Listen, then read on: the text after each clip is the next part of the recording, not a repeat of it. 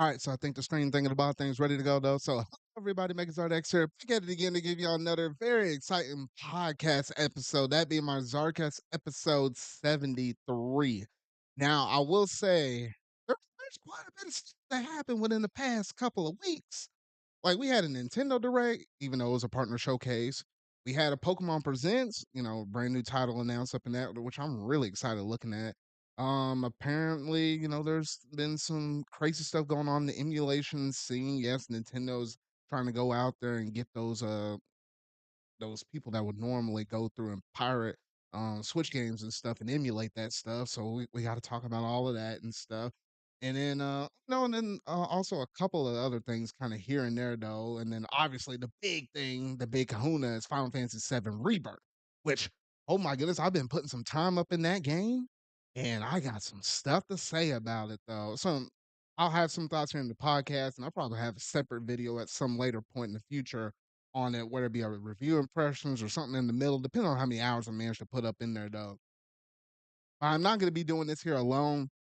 Here in a little bit, probably within the next few minutes or so. Stephen will pop by. He was trying to finish up a couple of things before he hopped up in there, though. So soloing it now, but he'll be in here in just a bit, though. But there's a lot of cool, interesting stuff, though. And I got one interesting thing I wanted to talk about within the pop culture segment, though. So we might as well go ahead and jump up in it, though. So without any further ado, let's go ahead and jump straight up into that pop culture segment.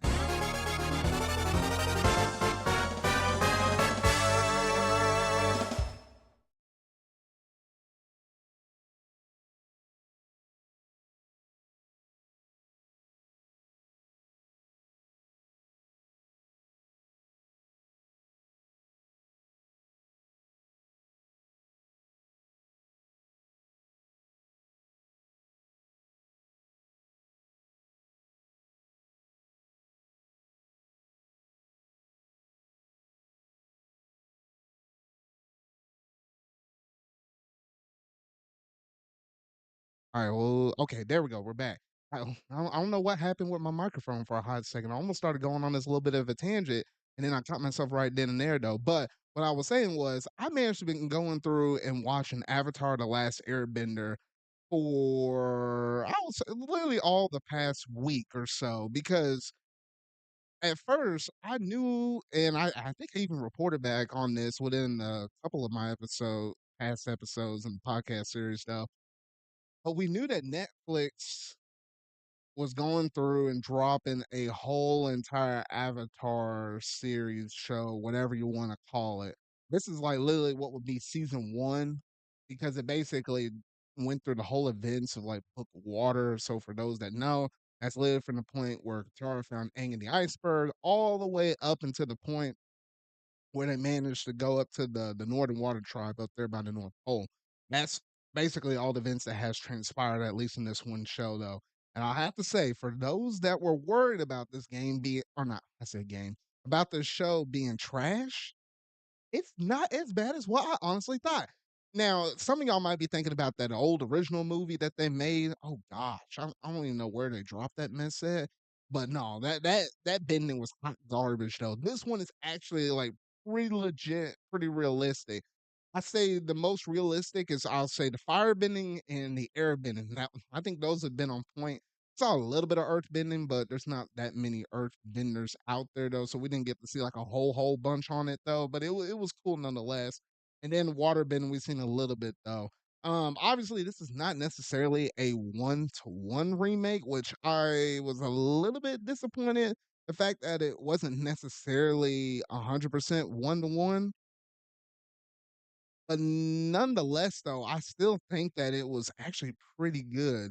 Obviously, there's some things that they tweet. They managed to mess with the timeline a little bit, though. But say the first three episodes. If you like the first three episodes, you're probably gonna really like the rest of this series and the way how it actually pans out, though, because it's telling its own slightly different, unique story. Like, for example, usually in the original series, Aang manages to learn how to waterbend before he even hits the North Pole. It's just not that he mastered it. In this version, some oddball reason they don't want him waterbending at all until like literally in the moments of the Northern Water Tribe attack. And even then he was in the Avatar state, so it didn't really technically count. So, I mean, they're doing a little bit different stuff in terms of their character growth and development, though. I would say, outside of that, it's not that bad. Still recommend you kind of going through it, giving the show a little bit of a try. Because, I mean, I've been thoroughly enjoying this. Like, I didn't think it was too bad or too off-putting or anything like that. So I'm thinking, you know what? If you're kind of on the fence about it, just give the first 3 episodes a try. If you manage to like those first three, then I'm pretty sure you'll probably will like everything else that will basically transpire in the rest of the show, though. But obviously, what was it? It was about 8 episodes, and then they leave it off right there. I'm pretty sure they'll probably do a season 2 or season 3 in the future, though. But we'll have to, wait for all of that to pan out, though. I thought the acting was good. Zuko was kind of cool. Why in the world they introduced Azula that early? We weren't supposed to see her in this first season. I mean, that's a little bit of different tweaks up in there, though. I hate how the fact that Sokka doesn't have his sexism jokes up in there, though, because like literally oh, goodness, man. Man, I feel like that was a lot of his character growth, development, and a lot of the comedy up in here, but they did manage to strip that down. I guess they said times are a little bit different though, but I'm like, come on, y'all. But yeah, I think I rambled on and on about it though. So that's just kind of like my short little review of this. Honestly, I feel like this is the first time I booted up Netflix in a hot minute. I literally I like the show just enough to where I say, you know what, for what was it, the fourth or the fifth time? I was like, you know what? I'm about to go through and just watch the original series all over again. Maybe I'll make my way up to the Legend of Korra series though. But nonetheless, really good series. Looking forward to see what they actually can manage to pull off next within another series though, because I know they're also supposed to do things with maybe Roku or Avatar Roku or Avatar Kyoshi and stuff. Like I think even there was about doing something about a core thing. I don't know. The Avatar Studios, that's what they're dubbed as. They got a lot of stuff playing, but the way how the bending looks right now, oh, it can only get better from here on out though. So I'll say it's really cool though. All right, Steven, I managed to see you hop up in here though. You back, man? Yeah, I'm back. What's up? All righty, man. No, I just gave out all my thoughts on the Avatar show. I don't know if you managed to see it or if have you heard about it. No, I don't have Netflix anymore, but I have heard the most savory things about it, let's just say. Good or bad? I've heard a lot of mediocre.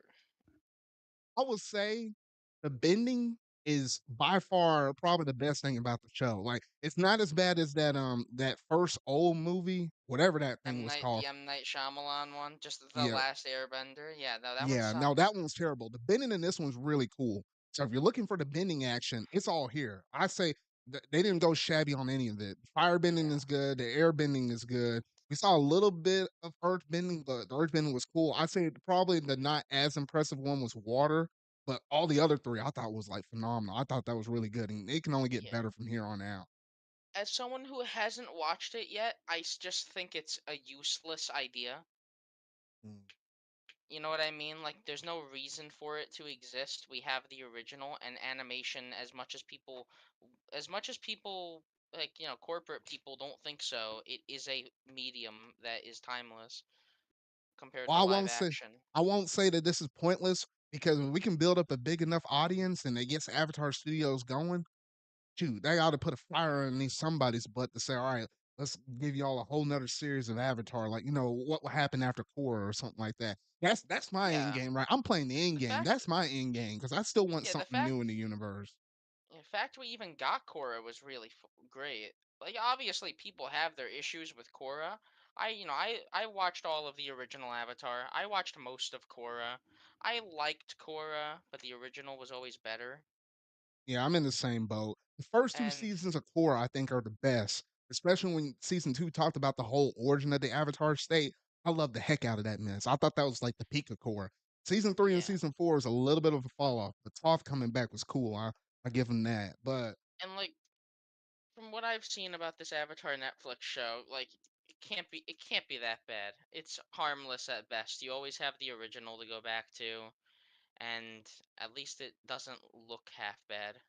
no, I found it pleasantly enjoyable, Steven. Like I actually like watching it. The only thing that kind of got under my skin was obviously it's not a direct one to one. So you see them like there's episodes they're gonna skip, which I was already ready for that. Most adaptations, they don't, nothing is like truly one to one. Like if you look at like a Harry Potter book and then compare it to the movies, they didn't touch everything. That makes sense, obviously. But the stuff they didn't touch, they managed to kind of give you either slight little teases, which I was okay with, or they pulled in random events and tied it in with a whole bunch of other stuff. Like, for example, Omashu, like Omashu, the city that King Boomy was in, that Earthbender that Aang was they used to be old friends with, but he's like really old. You remember that Yeah, episode? a little bit. Like I loved the original Avatar, but I haven't watched it in about 10 years. My memory is hazy on it. I'm trying to chalk you up though, but essentially like that dude almost he was I guess he had Katara and Sokka, held as hot quote unquote hostages, trying to teach him a lesson, trying to say, hey, you gotta, ain't this ain't the time to play around anymore. Like you missed the past 100 years. There's a lot of things you got to learn. But anyway, though, they tied that episode. They tied in the what was it? The one where they were walking in the tunnels and they had like these big badger moles that technically earthbend. That's how earthbenders learn how to earthbend. They tied that one with the whole love scene between Aang and Katara and stuff. They tied that one up in there, and they tied in Jet's episode, who was like I guess a rebel, but he was willing to take out good people with bad people. They tied in those two episodes with the Omashu one. It's like weird stuff like that. I was like, wait a minute, what are we doing here? But outside of that, I thought it was pretty good. I don't know why they didn't give Aang like literally between when he started his journey, met Katara all the way up to the Northern Water Tribe. He learned waterbending. He could do it a little bit, but for some oddball reason, this adaptation, they would not show him waterbending whatsoever. And then they didn't show him waterbending until technically he was in the Avatar state at the Northern Water Yeah. Tribe. So it's just little things like that that kind of got underneath my skin. But outside of that, if you just think, hey, this is not a one to one, they're kind of doing their own thing, then it was still enjoyable. Yeah, I'm looking at some clips while talking about this. It certainly like they certainly do seem like they tried. It just seems like I don't know. It just seems like a slightly less good version of Avatar. Like not Yeah. terrible. No, yeah. So I still recommend for people to kind of go and watch this. 'Cause if anything, it just motivated me to go back and watch the original. So I was kind of putting together one by one and even going through and rewatching the originals, which, gosh, it's like my fourth or fifth time at this point. So I'm all the way back up to the point where Aang's about to meet Toph. Like I got that far already. So, nonetheless, though, it kind of re-sparked some Avatar fuel up in me, which I hadn't felt in quite some time. It's been a while, been a hot minute. Yeah, I heard that they yeah, they move around a lot of plot points. Oh, shoot, that's an And like understatement right there, bro. yeah, that's the main thing. That's like the main thing that I've heard people say they don't like. Shoot. And like I seen other people saying like the pacing, like live action, an animated show has way more runtime to work with. Well, from what I've No, if seen, this like was a no, movie, it it's would've been it's because they're pretty long. bad. Huh. Yeah, yeah, I was about to say, yeah, well, yeah, like that's why the last Airbender was bad because it had to run through so much without explaining anything. While this one at least, um, this one is at least 44-minute episodes. Like it's like a couple of them, right? It's eight. Is it eight Yeah, 44-minute episodes? it's 8 That's a episodes. They lot of kinda range runtime. between 40-ish to 50-ish, Yeah, somewhere in there. that's a lot of runtime right there, definitely. That's a lot to work with. Yeah. So overall, if you're somebody on the fence, I still recommend it. It has my Zard stamp of approval. Just get your mindset right that this is not purely one to one. First 3 episodes, I think, shoot, if they would have went that direction for the whole series, oh, I would have been there every second of it though. It's still good, just not as good as what I thought it was gonna be though. But the first 3 episodes were pretty legit. I'll say that though. But oh goodness, I could go on and on about Avatar though, but I'll leave it at that. I'll stick a pin up in it until we hear when this season 2 is gonna drop. I don't know. Oh, and this was the last thing I was gonna tell you, Steven. Azula wasn't mentioned until like season 2, Book Earth. She was all Yeah. up in this first part. I was like, what freak are they doing with her Of course character? she was. They just knew the characters that people wanted to see. Oh, we'll throw this character in without any of the build up because people like that character. They basically from I don't know. It's kind of just standard. Like, put as many characters into the first season as possible, even if they have nothing to do yet, just to get people interested for later. Yeah. And I'll end with this. Iroh in these 8 episodes, 10 out of 10, man. Like, this is a different Iroh, but man, he's hitting on those chords. I gotta leave it with that. 10 out of 10. Alrighty. Whew, alright. Well, that basically does it in terms of all of our pop culture segment stuff. So we'll go ahead and switch over into what's in the gaming news.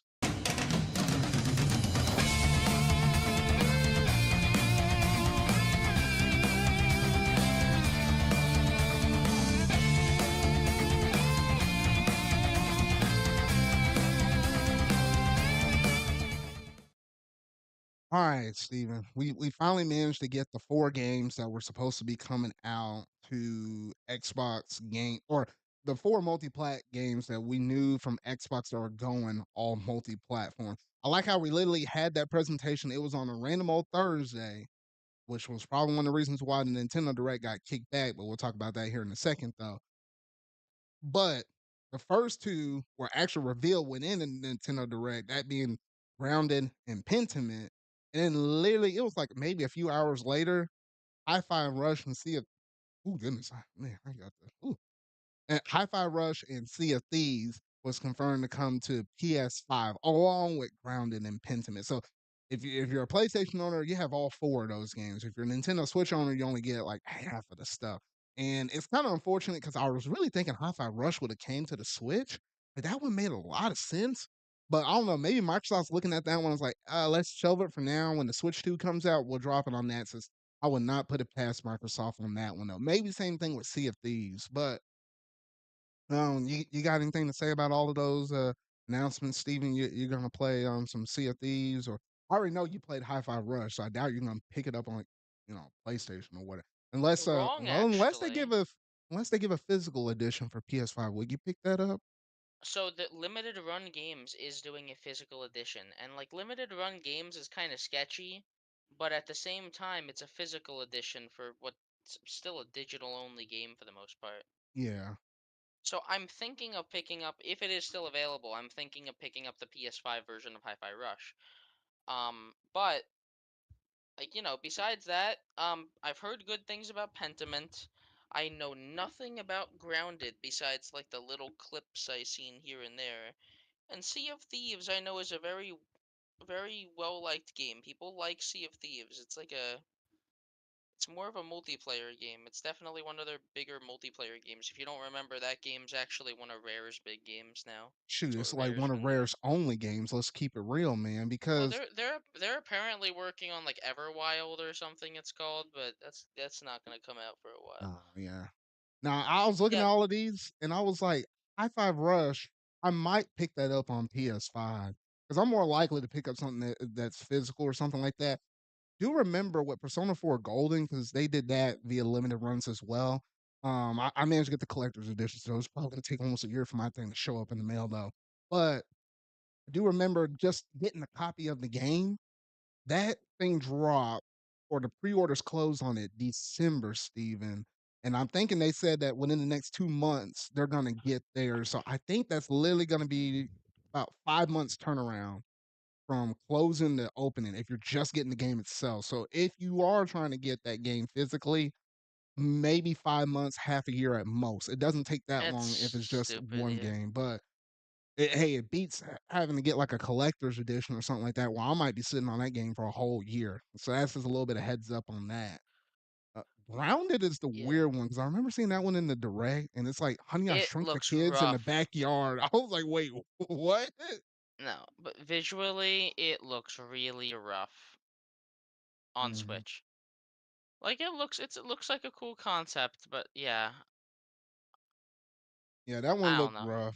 Pentiment, I was looking at that one. I was like, okay, that is not my kind of game. What? So out of all the 4, I would not even touch Pentiment. Pentiment. I was like, that doesn't even look like my game. Y- You say that, yeah, no, Pentiment does apparently it is really good. And like it's got really good reviews. It's made by Obsidian, which I'm trying to see what they've done, but I know they've done some heavy hitters at one point. Let's see. I'm just gonna really quickly look up what Obsidian's on. They did the Star Wars game that everyone likes, Knights of the Old Republic. Uh, Outer Worlds 2. I guess they also did Grounded. Trying to see. I remember they did some kind of big game. I don't know, but they're mostly a Microsoft studio. Yeah. But yeah, like yeah, their big one is Knights of the Old Republic. Uh, oh, they made the South Park. They made the South Park game, the original Stick of Truth. Shoot. I'm not a South Park fan, so Well, yeah, but mm, like all yeah, it's they make high quality games. And the thing about Pentiment is that it's a perfect game for Switch because the art style is, it's got a distinct art style that's like it's like a cartoon like I don't know how to describe it other than that. yeah. It's a very old-timey aesthetic, which means on Switch it's probably the best version because it's portable as well. Yeah, it Um probably is the best version out or at yeah, I least, feel like for convenience sake. yeah. I know you like a game with a good story, even if it has like little gameplay. You like Ace Attorney, like visual novel type games. I would say from someone who hasn't even played it yet, it looks like it's really interesting, and like I wouldn't keep your eyes off of it for too long. Mhm. It seems like the game that's the most well received out of all of these. Because Sea of Thieves, I know people Well, hold on. You sometimes said the most well received, maybe with their whole fan base though. But out of all four of these, I feel like Pentiment is that hidden gem, like the one that's maybe, the but like people that played it a probably hidden really gem is like still a it. gem. Yeah, yeah. Yeah, but Hi-Fi Rush though, yeah, I'm excited for Hi-Fi Rush. That's like the one that's the one. Even if we got one, if it was just Hi-Fi Rush, I would have been excited. Um, yeah, what can I say about that game besides I love it. It's good, and if it comes to Switch, I will buy it again. Yeah, I'm thinking I might pick up High Five Rush because this year, once I'm done with Final Fantasy VII Rebirth, which, whew, I got some things to say about it when we get to it though. The rest of the year, I feel like it's going to be kind of a dry spell. So if I do manage to hit a Which, dry spell, good. yeah, I'll welcome it. I'm going to try to get through some things though. But High Five Yeah, Rush would have been one of those, and I want to get into Sea of Thieves. It's just I remember because I dabbled with it just a little bit on Xbox Game Pass, but that was when I had a PC that really couldn't run the game that well. Now I have the stuff I could just to play it on Game Pass on PC, but honestly, I would just rather just own the game flat out and then just, get online wherever I would have people to play this game at and, just go to town yeah. on it though. So I don't know if that would have been I would love for it to be on the Switch platform because I know I'm always gonna have the online for it versus something with PlayStation, which I feel like I could see myself dropping PlayStation Plus. Well, my renewal's coming up within the next month. I'll renew that because for some oddball reason, it's still charging me $60 for like premium. That's like worth, oh gosh, with the price increase, it's like over $130 now. But no, after that, next year, maybe not. But we'll see though. But nonetheless, though, interesting four games. I like how it all leaked, so everybody kind of already knew about it. But yeah, it Well, is what it is. Hi-Fi Rush was like the really badly kept secret. Like everyone was saying that Hi-Fi Rush was coming to other stuff. It could still come to Switch or Switch's successor, but right now it's not confirmed. I hope it does. Yeah. If it's gonna come to the Switch successor, I'd hope for that instead because it will probably actually be able to run the game competently. Almost, we'll see. I mean, I'm almost But at yeah, this point now, since we know the successor is going to be either holiday of this year or probably early part, first half of 2025. I'm almost at the point now, unless it's a big first party game like a Thousand Year Door or Luigi's Mansion 2, I'm not really trying to add anything else to my Switch collection right now because I know well, that would have been like, let's say, worst case scenario, there's no backwards compatibility, which I'm pretty sure there is. I don't know. I'm just not trying to, put anything else on my Switch thing. I'm just trying to burn through everything I already got, and then I can just go up into it fresh with the new system. So it's just more like playing what I already have and getting through all this stuff. That's just currently where I'm at right now. But I say out of these yeah. four, pretty good stuff. Pretty good stuff. But Yeah, it seems like they picked pretty good ones to ease in with, like the games that weren't too big, like they didn't make a splash, like because people when it originally came out that Xbox was gonna maybe bring games over, people were like, "Oh, Xbox is dead," this and that, This Xbox is dead. Well, it was only Starfield that the physical copies were getting taken down, and that was it. They've since Yeah. gone on the, I guess, say that Starfield and Indiana Jones are still Microsoft exclusive right now. I don't think that will last. Well, yeah, I don't think that will last. I think this is I more like a testing the This is the waters with beginning. 4 titles that I think will all probably will do well. A lot of them are, we got a couple of games of service, a couple of, you know, couple of gems that are up in here though. And I'm saying, this is like only the tip of the iceberg. Obviously, if all 4 of these do well, or even just a few of them, I imagine, games such as a Starfield or Indiana Jones probably could happen. It'd be same boat with PlayStation, where it's like, all right, we'll have it on our platform choice for like a yearish or so, maybe 2 years at most. And then it's like, all right, if we milk this thing dry, what are we going to do? We're going to move it over here to this other platform. That way we can get a little more money on it. Because, shoot, the cost of these games nowadays, though, they got to make up on this for every little penny that they invest with the cost of these games, though. Because these games ain't cheap anymore. They ain't cheap. But, whew, Yeah. but yeah, I think that's all we got to say on the Xbox stuff. So we'll go ahead and roll it over to one of the big major topics that happened within the past couple of weeks, and that is the Nintendo Direct Partner Showcase. Now, Steven, I could go through all of these things one by one. I ain't gonna do that because a lot of people probably already know what was announced up in this thing, though. So, we'll just go back and forth.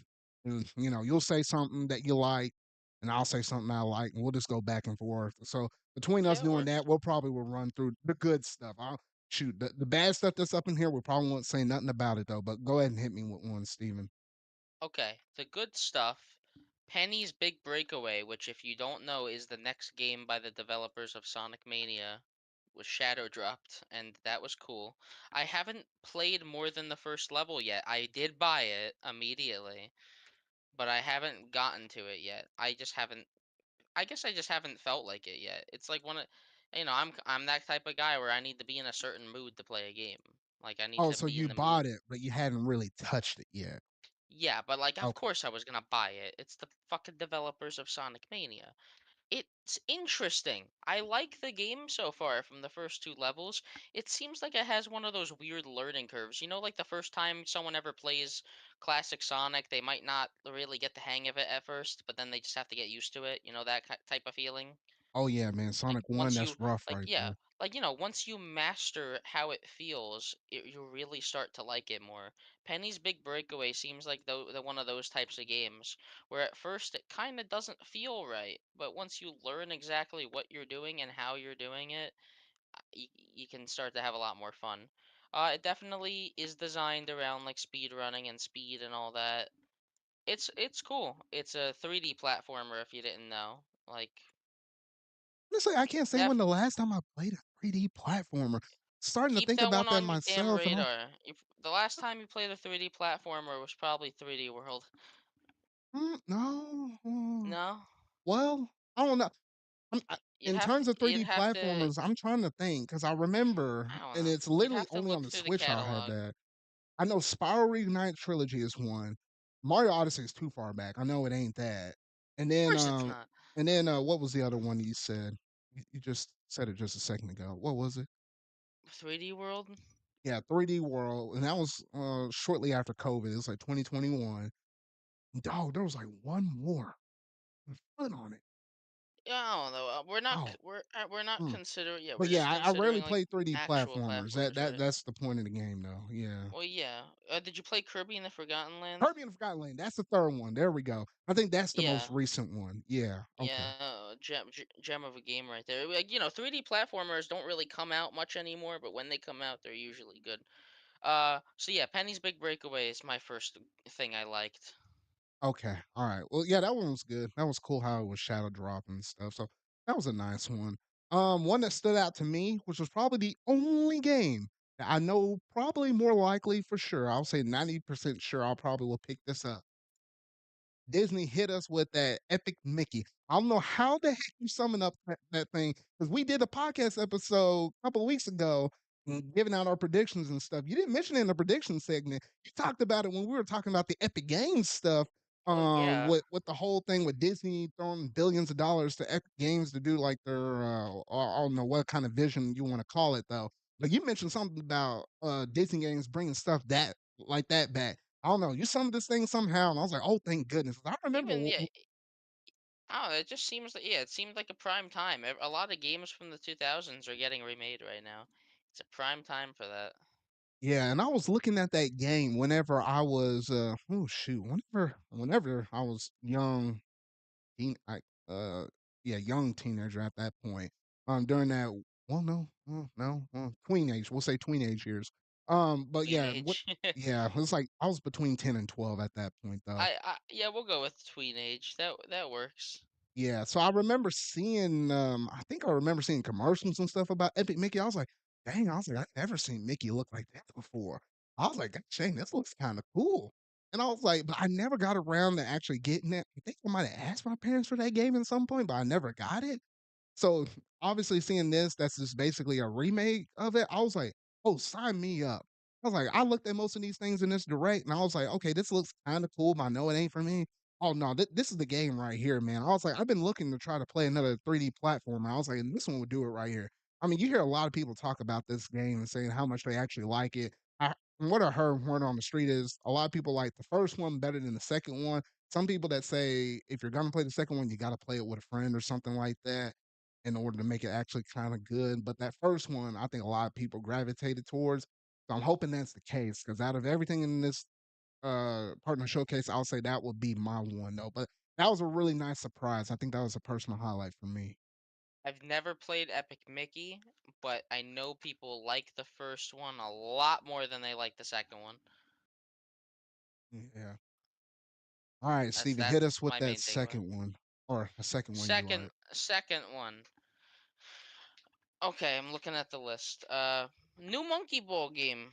Dang it, you took my second one. Oh, all right, go on. New Monkey Ball game is cool. I have the other one, the Banana Mania or whatever. I never played it. I bought it. I never played it because I like some good old Monkey Ball. I like I like the original Monkey Ball. It's good. Like Super Monkey Ball 1 and 2. They're good games. And that's about it. Most of the other ones are just okay. Now it's actually interesting because I think now on the Switch you'll be able to play Monkey Ball One, Monkey Ball Two, Banana Blitz that was on Wii, and now this one, which is like a new entry. I was like, wait a minute. Well, I was yeah, like, but like it's almost all of them at this point. Banana Mania is like not exactly a replacement for 1 and 2. It's different. Let's just say that. I that was the one I happened to start off with first, and I think it's the only one I managed to beat 100%. I own well Banana Blitz. I had that originally on the Wii. But 1 and 2, I bought the HD ports, but I've never been able to go through the whole entire game on either the first or the second game. Yeah, I don't know. Mhm. Banana Blitz is the one with the jump button, so you might remember it for that. Yeah, no, I If you remember that. No, because you can do some crazy wild stuff on that game. Yeah, it's a weird game, Uh, and that's the most of the discussion for Banana Blitz for me. It is a weird game, and that is where I end it with that game. This game though looks cool. It's got that weird ass multiplayer. What was it like 16 players? They said. oh, yeah, yeah, yeah. It's like, basically like All Guys, but with Monkey Ball. I was like, "Bruh." Yeah, every game is trying to be a battle royale now. They'll eventually realize that it's a bad idea, but until they do, it's But I kind of mean, that's funny. just a mini game, so that's okay. It's not like the whole purpose of that game is that, which I find that okay. Yeah, could be a lot worse. No, Yeah. but it's like yeah, they Monkey Ball is all about their mini games. Every game has always had its side mini games to do. It, it I'm excited. It comes out on my birthday, so I'll probably get it. All right. Yeah, that's pretty good stuff from Monkey Ball. I was trying to think what else was shown on this show. I feel like there was something else, but one thing is sticking in my mind, so I'll roll with this one, my number two. Obviously, there was like a decent spread of indie games that were up in here, but I say the one that actually caught my attention was that freaking crab game, man. Or Oh yeah, the because Souls like. yeah, because they literally said a Souls like. I was like, hey, y'all talking about over here now? That game No, looks cool. it was something about the voice acting, and then I saw some of the combat, and then the art style and stuff like that. I was like, you know, that game might just actually work. You know, you're kind of going around trying to find different things as your shells to kind of do a temporary fix while you're trying to work your way to get to the actual thing. It was just something about the game. I was like, you know what? I was like, it's been a while since I played an indie, but if I had to support something, I probably would get that one. I'm keeping my eye on that one. That one looked kind of cool. Yeah. Um, it it looks interesting. I definitely hope it's like a cheap price. If it's like a $30 game, I don't I think it'll might be get it. 30. I feel like it might be a 2025 one. 20 or I don't know. It's 25 if it's a bucks. if it's a Souls like and it's got decent length, I could see a 30. I could see 30, but 30 would be top of the line. Well, we'll see. It's probably gonna be a cool game. It looks like it's combining like the gameplay of a Souls game with a really kid friendly, childish like story, which is kind of funny. Yeah. Just Oh, this that was really the intense, title. One this really trash is another crab's another. treasure. Oh no, this the title is Another Crab's Treasure. It's not the first part. Oh shoot. Well, yeah. Yeah, it's a cool looking game. Let's see here. Well, that was my number two. What about your number three? Endless Ocean Luminous was the main thing they ended with, which I don't know, do you know what Endless Ocean is? Is a I better just know it question was a before. game on the Wii, and I looked at that It mess and was, I was like, that does not look like my kind of cup of tea. And then later on, I was doing my digging and stuff when I was doing my own, partner showcase wrap up video that I drop on my channel. yeah. And I was like, wait a minute, that was actually a first party game. Just That's a obviously, it big was, yeah, that's made a by a big different game. studio, but I was like, dog. That's like as big as them bringing back some like weird obscure thing like, when they brought back Another Code, the remake, or Yeah, when they brought Nautical back Recollection, yeah, when they brought back like Famicom Detective Advance Club or something. Wars, which it was like, dang, you know, it's Yeah. been a hot minute for Like that. like Yeah, that's why I like modern Nintendo right now, because they obviously have their big money makers, so they are allowed to take chances with stuff like this. yeah. Like the Wii U would have never gotten another Endless Ocean game. I hope the game looks weird visually. Maybe I just need to see more of it, but it doesn't necessarily look the greatest visually. But Endless Ocean, from what I've heard from people that played the first two, are pretty fun. Yeah, and it's Like kinda interesting, they got that what it's is it, just a that chill 30 game. mode? They got, like, Yeah, a there's like 30-person mode up, and I was like, "Wait, that does not yeah. sound like no Nintendo game to me." No, I was like, "Uh-oh." yeah, it looks like a really chill game though. You just explore the ocean, and there's 500 species to learn about, including extinct creatures or mythical creatures are also in it. You know what, Steven? You could explore shipwrecks. If that eel is n that eel from, what was it, Mario 64 ain't in that thing as a mythical creature, they done messed up, man. I hope he's just like low poly still. That'd be pretty funny. But if the creators of this game, Arika, they're actually the people that developed Tetris 99, Mario 35, Pac-Man 99.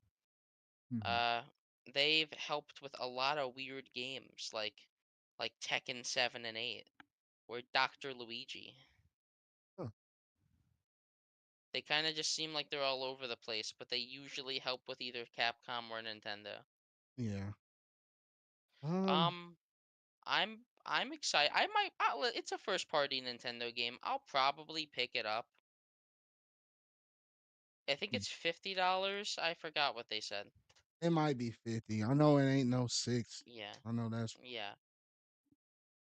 wait, hold on, I think I got the website right up in here in front of me. Let me see this thing. I It's think it's 50. It's 50. 50. Yeah. It's not as bad. Alright, let's see here. Alright, so you just got done with Luminous. Let me see here. My number three pick. Like they should have ended the show off with this one though, instead of Endless Ocean. All those rare games coming to the NSO servers. I say that one It's was pretty cool. cool because I was like, wait a minute. They showed that logo rare and then started flipping. I was like, what the heck we getting over here though? And Yeah, they it hit was us with a playing the whole Killer bunch of Inst stuff. Yeah, it was playing the Killer Instinct music, which apparently some people did catch on cat to pretty quickly. I did Yeah. not. And I was looking at that and I was like, because it was cool how we got stuff from the NES, we got stuff from the Super Nintendo, and we got stuff from the Nintendo 64.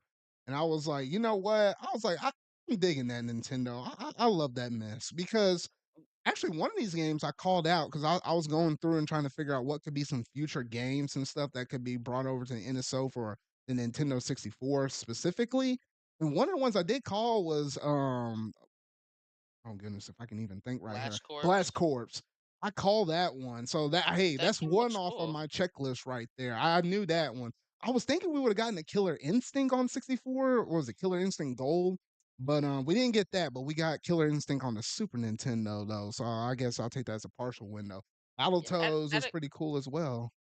out of curiosity, have you ever played Blast Corps? Because I've No, heard it's I pretty just did cool. some I'm research on I'm it because interested. I figured that they were gonna start Microsoft was gonna play nice ball because what we already had stuff like GoldenEye come, we had stuff with Banjo Kazooie and stuff. So I Jet figure Force that Gemini. in Jet Force Gemini, that being the third one. So I was like, I Oh, figure we're gonna open up the uh, floodgates on the rare games. So I was like, what rare games are actually good that people actually say? And that's when I just started going through my list. by the way, I don't, you might not have heard about this. Speaking of Jet Force Gemini, did you hear that? Apparently, with this update, they fixed the version. They fixed the widescreen. Oh, they Apparently, did? the widescreen for that game just did not work correctly, from I what I think I heard. remember messing around with it a little bit, and it looked kinda okay, but it wasn't, like, widescreen like how GoldenEye Yeah, widescreen they've was. It they've wasn't quite fixed like that that. apparently. Hmm. It looks a lot better apparently. But cool. Cool beans. Man, if only I they don't can know fix why those it even. controls for that game. Gosh dang it. Well, to be Um, fair, GoldenEye only controls like no, that no, not because people. GoldenEye. I managed to get a Oh, fix with GoldenEye. I was talking about Jet Force Gemini. That one's real yeah, weird. Like you think GoldenEye was weird. No, no, that one's ooh, yeah. No, goodness. yeah. I'm not necessarily into Jet Force Gemini, but I can appreciate it for what it is. Like I can appreciate it for what it was at the time. It looks, people like it. I think it was on a rare replay. I don't know. I kind of just wish that rare replay will eventually come to Switch. Maybe that's a pipe dream though.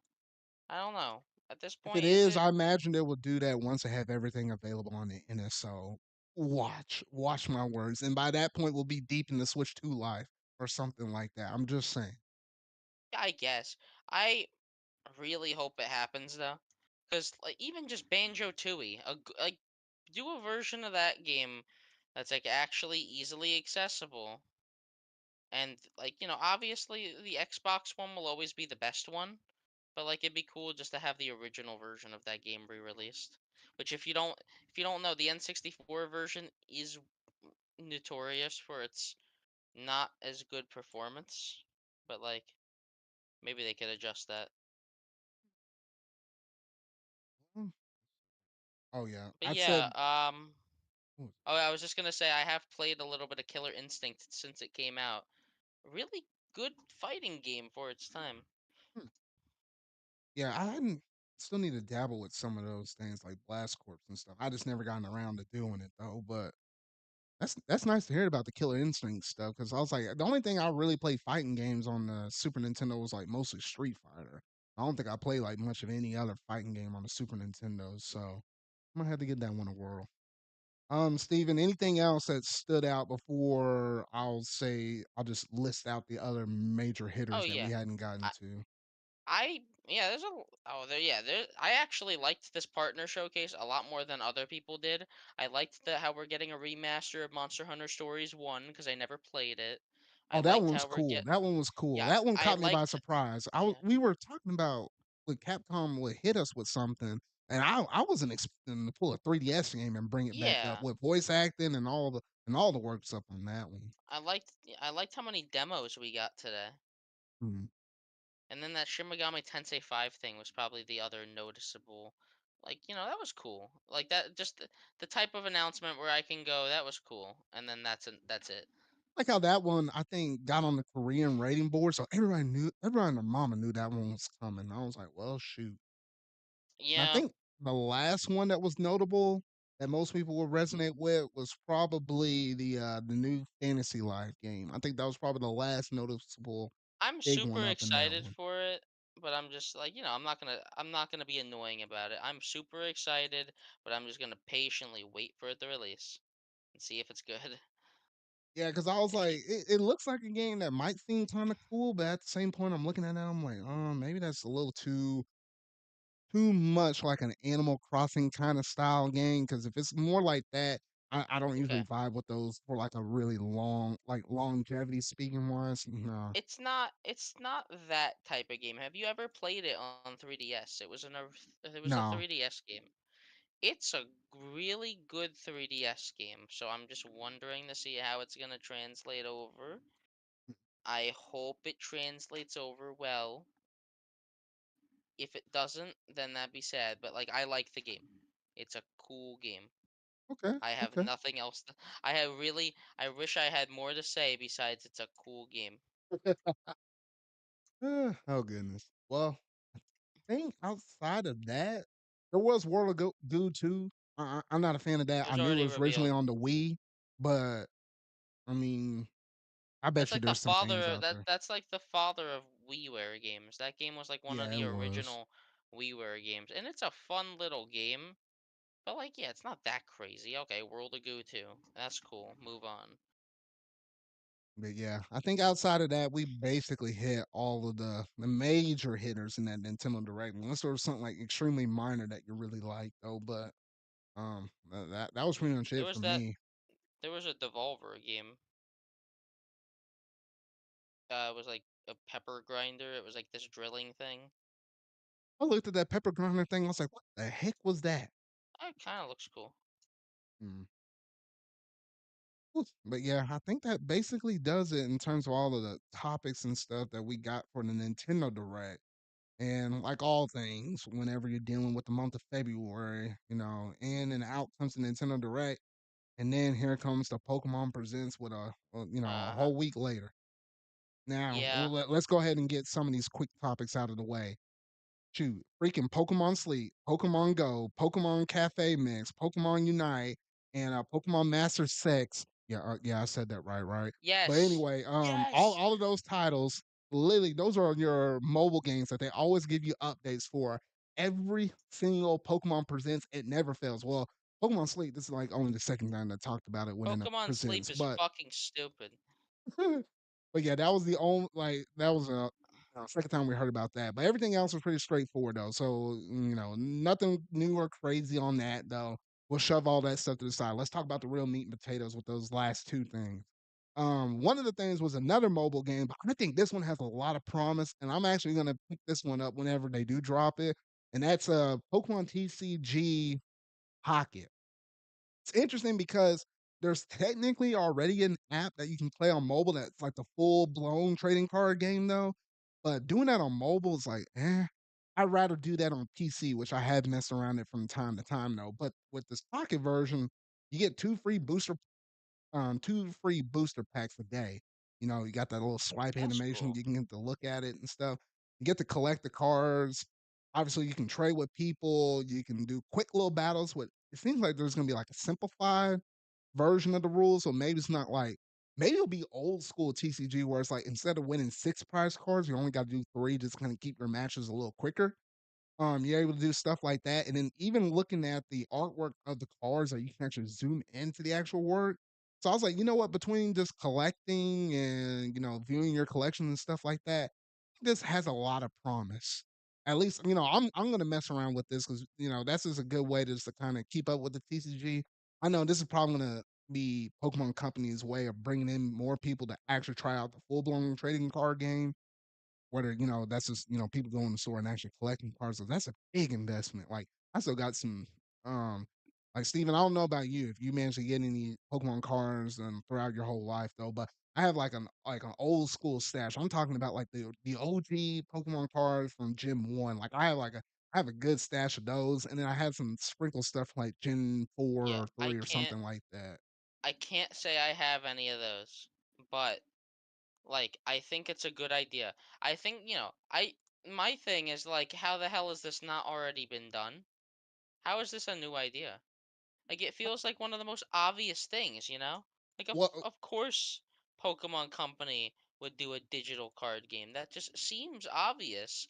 But no. They're dumbasses. They've never thought of doing this apparently. Shoot, I mean, this is a step in the right direction, but they still hadn't done it all the way. We should have a dedicated PCG app or a game or something for your actual consoles. Like, remember back in the day when they had trading card game online, which you can play it on the NSO right now, where it originally dropped on the Game Boy back in the day. We don't have anything like that for an actual video game. Like, that is money left on the table. Even if you did it as a quote unquote live service game where it's like, hey, every now and then you might be able to do some things where it's like you might drop like a DLC expansion. You might have people playing for it for the story though. But then most people probably just go online on that game and then just play the TCG with other people online. I feel like that would print money hand over fist though. But I Yeah, don't yeah. know There. why. Okay. I should be the one giving these shot There's. calls at the Pokemon Company. Let's Well, keep it a buck 50, Steven. y- I'm assuming you know that there's a TCG game on PC, right?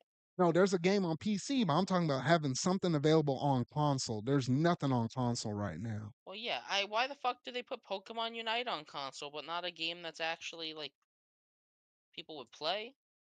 You know, I don't know.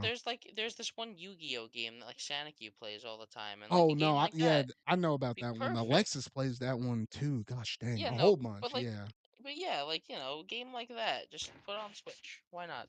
Why the fuck not? they should hop on that, man. So I'm gonna have to go over there myself and tell them what the real important calls they need to be Bust, giving yeah, out. honestly, Zard, bust in the Nintendo headquarters and No, do it's not that. Nintendo. It's Pokemon Company headquarters. Let's get it straight. Bust If into this a was third Nintendo, they of probably would have Nintendo's been all over headquarters. this. No, you Uh, have to bust into specifically a third of Nintendo's headquarters to get the message across. Right. Get it? Because And that because they message won't own. get across unless we go to the TCGI Yeah. themselves though. Yeah, Um it's still weird how Nintendo owns like a third of Pokemon Company. Like it's just a bit of a weird like thing to think about. yeah. Owning like yeah. No, But but yeah, like that was looks one cool. announcement. So that was pretty cool. I'm looking forward to that. Obviously the big major one, and we could talk about this for a hot second. You mean Raikou coming to Pokemon Sleep? Oh heck no. No, we're talking about Pokemon Legends AZ. I remember Steven, I don't know about you, but I woke up watching this Pokemon Presents. I was almost tempted to set my timer to go off because, like, what we knew this show was going to be about 15, 18 minutes long or something like that. I was tempted to say, Yeah. sleeping for the first 10 minutes of the show and then wake up to see what's at the tail end, which would have been the trading card game in this announcement, though. But I was laying in my bed. I was half asleep. I saw the trading card thing. That kind of got some of the crust out of my eye. I was like, all right, we cooking with a little bit of Crisco now, a little bit of hot grease. All right, what do y'all got for that last announcement though? I was confused as all get out Uh, because I was like, I saw the futuristic stuff, and then the old classic thing. I was like, look, kind of like Legends, but I was like, not really. I was like, I can tell this is a spinoff. It's not a mainline game. Thank goodness it's not a Gen 5 game because it's way too soon, and people believe anything on the internet nowadays. I try to keep it real with y'all over here on this podcast, me People and were Steven going do, but crazy. I People don't were know. going I crazy try to like, "Oh keep my god, it's people's Gen 5." expectations in check. They never listen to us, Steven. They never do. And then I was looking Well, at everything I don't in think this they listen show. to anybody. I don't think they listen to literally anybody. No, Like they don't. Pokemon Company themselves could announce beforehand we're not announcing Gen 5 and they'd still be like that's what you want us to think. Yeah, exactly. And I was rolling over my bed and I saw all these other new Pokemon and stuff. I was like, or not new, but these other Pokemon and stuff. And I was like, okay. At one point, you had a freaking Aegislash show up. You had a Sylveon show up. The next moment, a It Pyroar was and kind of stuff. And obvious looking and I was back. like, wait a minute. I was like, that's a lot of Talos Pokemon over here. What are we doing here? And then I saw the tower and stuff, and they showed their little No, okay. decrypted text, and it said Luminos, and I was like, Yeah. and I was like, wait a No, minute. I was like, what they doing over here? Then they pop up the Pokemon Legends and they said AZ. And oh man, I actually yelled. That woke me up. I now halfway jumped out of my bed. I was like, oh my goodness. I hate to be that guy, but it's ZA, not AZ. Oh, I said AZZA. Oh, I don't know what. I was excited even trying to I hate to recall be that that guy. moment. No, but yeah. Um it's cool. It's a cool announcement. That's really all I could possibly say. I like Legends Arceus a lot. I guarantee I'll like this game a lot. Whatever it is, whatever the game turns out to be, I guarantee that if it just even if it just keeps the same gameplay, I'll probably enjoy it. And Yeah, please, and Pokemon Company, don't mess anything up. Just keep the same gameplay. Just do that. yeah, they should. And I think based upon the small little bits of information we managed to get, they said predominantly, and this is still early on in development. It's interesting because besides that CGI cutscene, we didn't see any gameplay on this thing though, so it's still kind of early though. Interesting thing is, it's not even going to come out this year. It's coming out some point in 2025. So Yeah, maybe but we're like looking at Legends a similar Arceus. release schedule where it's like, it got announced now, and who knows? That game might come out January, February, or March of next year, or something like that. So who Yeah, knows? but Zard, Legends Arceus came out in like January 2022, so like it's not a big deal that it's coming out next year, all things considered. Yeah, it's just I think some people are kind of spinning the thought and idea, or maybe some deep seated thoughts where it's like, hey, if it's coming out in 2025, at that point, the Switch 2 could already be announced. We could know It about a will be. release Of date for it course it though, will or be. it might be right around the corner. And Pokemon Company, they always go to the beat of their own drum. Like literally, you remember in the past, they literally dropped out Pokemon Black 2 and White 2 when the 3DS was already out. They literally Yeah, they're dropped out Omega, dumbasses. not Omega, Ultra Sun and Ultra Moon on the 3DS, even when the Switch has been out for like the past six Well, yeah. months. Remember when there was all the rumors about Pokemon Stars, and then they just said no, fuck you guys, we're Well, doing no, it on Stars was the 3DS. code. I think Stars was the code name for the game, but Was it? it wasn't a Switch game that people were thinking What? of. But Yeah, no. yeah, Like literally every single rumor coming out was like it's gonna be a Switch game, it's gonna be a port of Sun and Moon, and then it just wasn't. It just yeah. was not anything like that. But the other interesting thing with Legend ZA is the fact that right as soon as they showed the logo off and it went to the side, the fact we got the Mega Evolution symbol right there, I was like, heck freaking yes, y'all. Y'all This know is my your channel time. real well. My mascot is literally from this stinking region. I was like, it's about freaking time we brought my boy back, man. Like, Now, my boy's been import sleeping for a hot minute, but it's time to wake important up. question. Do you think we're getting Mega Charizard Z? Now that, oh man, now you're speaking the real hard spitting facts right here. Probably. I I think we think we probably will. will. All things considered, I think we probably will. You already have an X, you already had a stinking Y. And for the longest time, which this is the most crazy thing about this whole game, is the fact that this is basically, Gen 6's redemption arc, because we should have had a Pokemon Z. People are always thinking, oh, are we gonna get one? And then it never happened. We moved to Sun and Moon, Sword and Shield, and the rest was history. So we were thinking, oh man, that game, that generation kind of got gypped. So we're finally coming back around to it though. So I love it just for that same or that fact alone though. But I'm pretty sure we are going to get new Mega Evolutions up in here though. And I feel like Charizard Z got to be one. Just don't know what the typing of it would be because you already got Fire Flying and Fire Dragon. I don't know, maybe it'll be Fire Electric or something like that. I have no idea though. But Yeah, regardless, whatever fire it is, it's fire going to be electric cool. would work. Fire electric would I'd work. be like, what is it? No, not red. No, never mind. I'm thinking of something else. No, it probably will be fire electric, but ground type. Gosh, dang. What Um, fire? I don't know. What would fire ground like no, fire electric. Charizard? A fire? Yeah, fire electric is interesting typing. What you got like a Rotom heat and that's it. Oh I yeah, I think think that's Rotom. literally it. Mm, I think that's literally it. If we're talking about fire electric, I think it's a Rotom heat and that's it. yeah, Hmm, it might be. I Yeah, don't know. It'd be an interesting typing. I wouldn't be opposed. but yeah, that'll be one thing I'll be looking forward to, along with who knows what other mega evolutions will be up in this game. Obviously, it'll probably be a lot of stuff from either Kanto, Johto, Hoenn, or Sinnoh, and probably Unova, since those are the ones they pulled from the most. But things will get real interesting if you were to start putting Gen 7, 8, or 9 Pokemon with Mega Evolutions. Because if you do that, and Oh, considering I they think quote that's. Oh, unquote come say that on. this is mainline, but I It have a is. feeling And whatever they what do you mean? show up If in let's this game might show up in the next generation. Like I think Megas might roll into that one too. you say quote unquote, but like Legends Arceus was a mainline game. They said from the start that that was a mainline game. Like, there's I don't think arbitrary rules like is it or is it not a mainline game should No, I matter mean with we something know like this.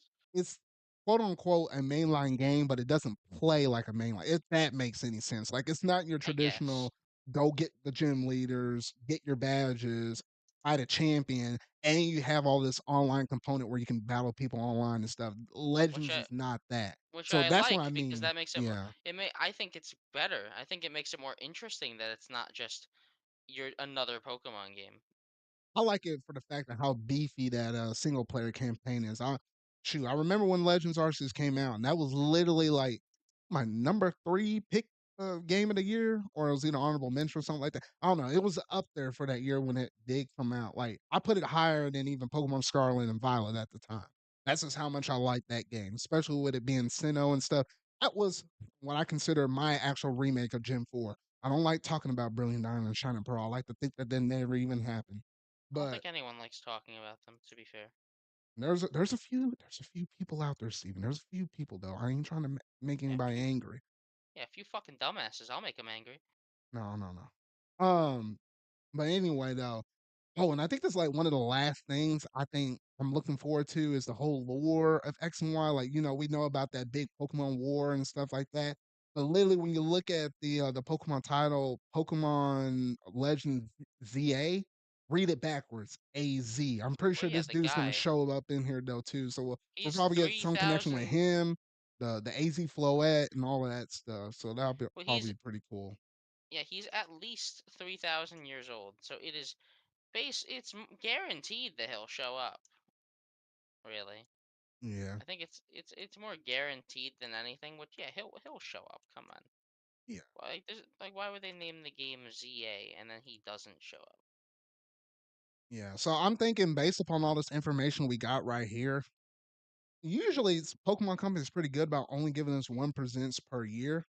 But let's say if it does come out in the month of January or February, I'm pretty sure that means that we'll probably expect another Pokemon presents in the You say second one half per of this year. year. They always usually do one in June. They always do. Oh shoot, not June. It's usually in the month of May sometimes. No, it's always I need like to pull up after. a hold on here. It's always right before like what used to be their E3 showcase. Yeah, they So used to June. have a good habit of that until I think COVID hit, and then once COVID hit, I think felt like they slowed down on some of that mess. Well, Okay, yeah. hold on. I got it pulled up right here. Oh shoot. No, never mind. Oh gosh, why did I not notice this trend? February and August. That's what they like.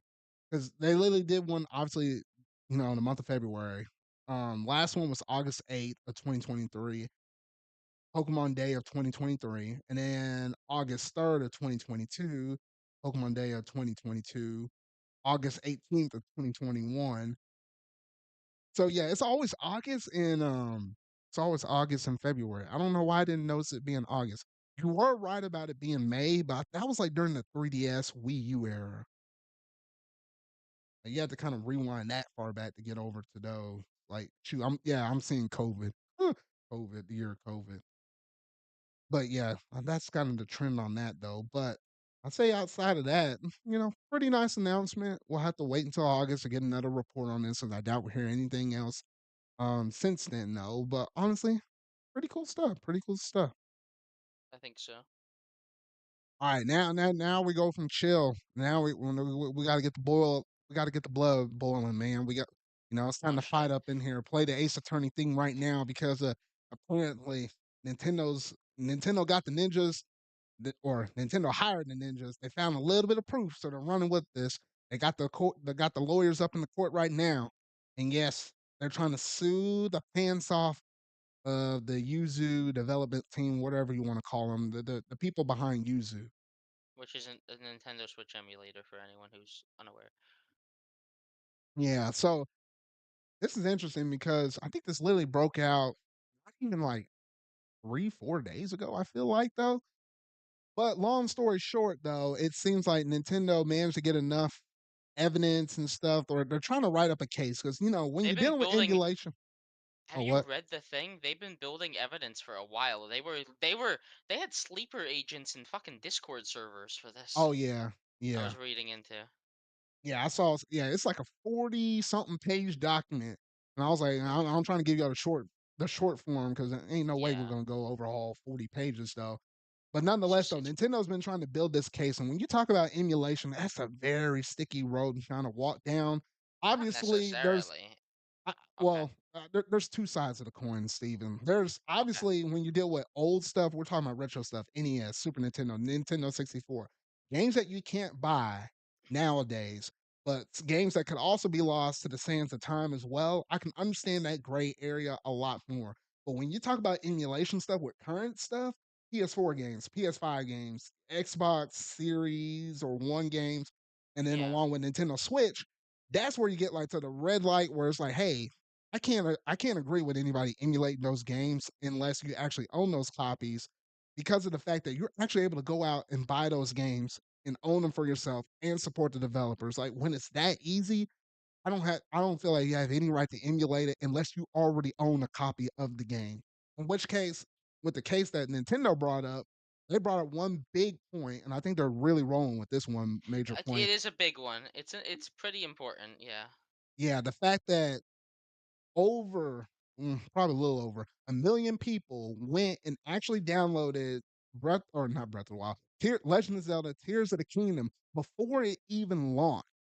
And there was even Yeah. another 1 million people that attempted to do it, but attempted to download the ROM or whatever though, and they failed on it. So yeah, 2 million people attempting to do the same before the game even released.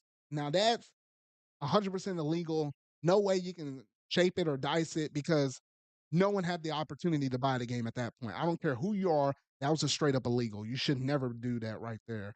Unless And you had a review copy, you could not have. There was no way to have that game. yeah, Oh, 2 weeks before launch. yeah. So when you got people going through and emulating stuff like that before games even drop, I can understand fully. I can fully understand why Nintendo wants to take them to court just to make things a little more difficult. I guess that's one of the things I really want to see, Steven, at least within the next generation that comes after the Switch. Make that system where it's not that easy to hack and break up into and where people are able to dump the files. I know like that first generation of Switch was like really easy. What, you stick a Pretty. paper clip or something up in that mug? Yes. No, I think it's night. Maybe I'm wrong about this. I'm pretty sure it's mostly because they still use cartridges. Maybe I'm wrong. I don't know. It must be that, and I think it's a combination of Switch games like what was it? Like Super Mario Brothers Wonder. That's like a 5 gig game. Versus if you were trying to emulate or something on like PS4 or something like that, where it's like hundreds of gigabytes. Like imagine trying to emulate Final Fantasy VII Remake, the like even the PS4 version of that thing. Because how big that is, you have to have some kind of beefy computer on there though. So between the lower graphics and the smaller download file size, I think that's the reason why Nintendo experiences a little bit more versus people like with PlayStation and Xbox. I think that's one of the main culprits behind that. Ugh, man, but I would say outside of all of that, I'm like, it's gonna be interesting because we're gonna have to keep an eye on this because I think there's like two sides of the story of one scenario where if Nintendo wins, what that can mean with emulation moving forward. Because Uh, while yes, no one should emulate it right now, let's fast forward the clock 20 years from now when the eShop is closed, you're not able to download or you're not able to download these games that you purchased on your Switch at one point. So you want to still play these games, but they're almost lost to the sands of time. 20 years from now could be a different argument versus the here and now that we're experiencing right now.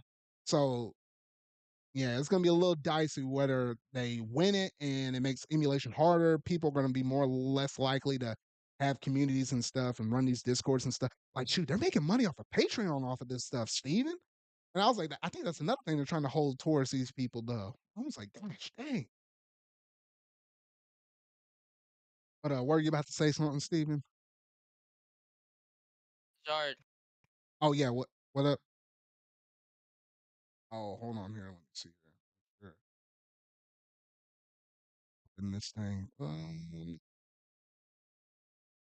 Yeah, I don't know why. Discord's been acting like a hot mess on my end, though. Hold on here. Give me 1 second.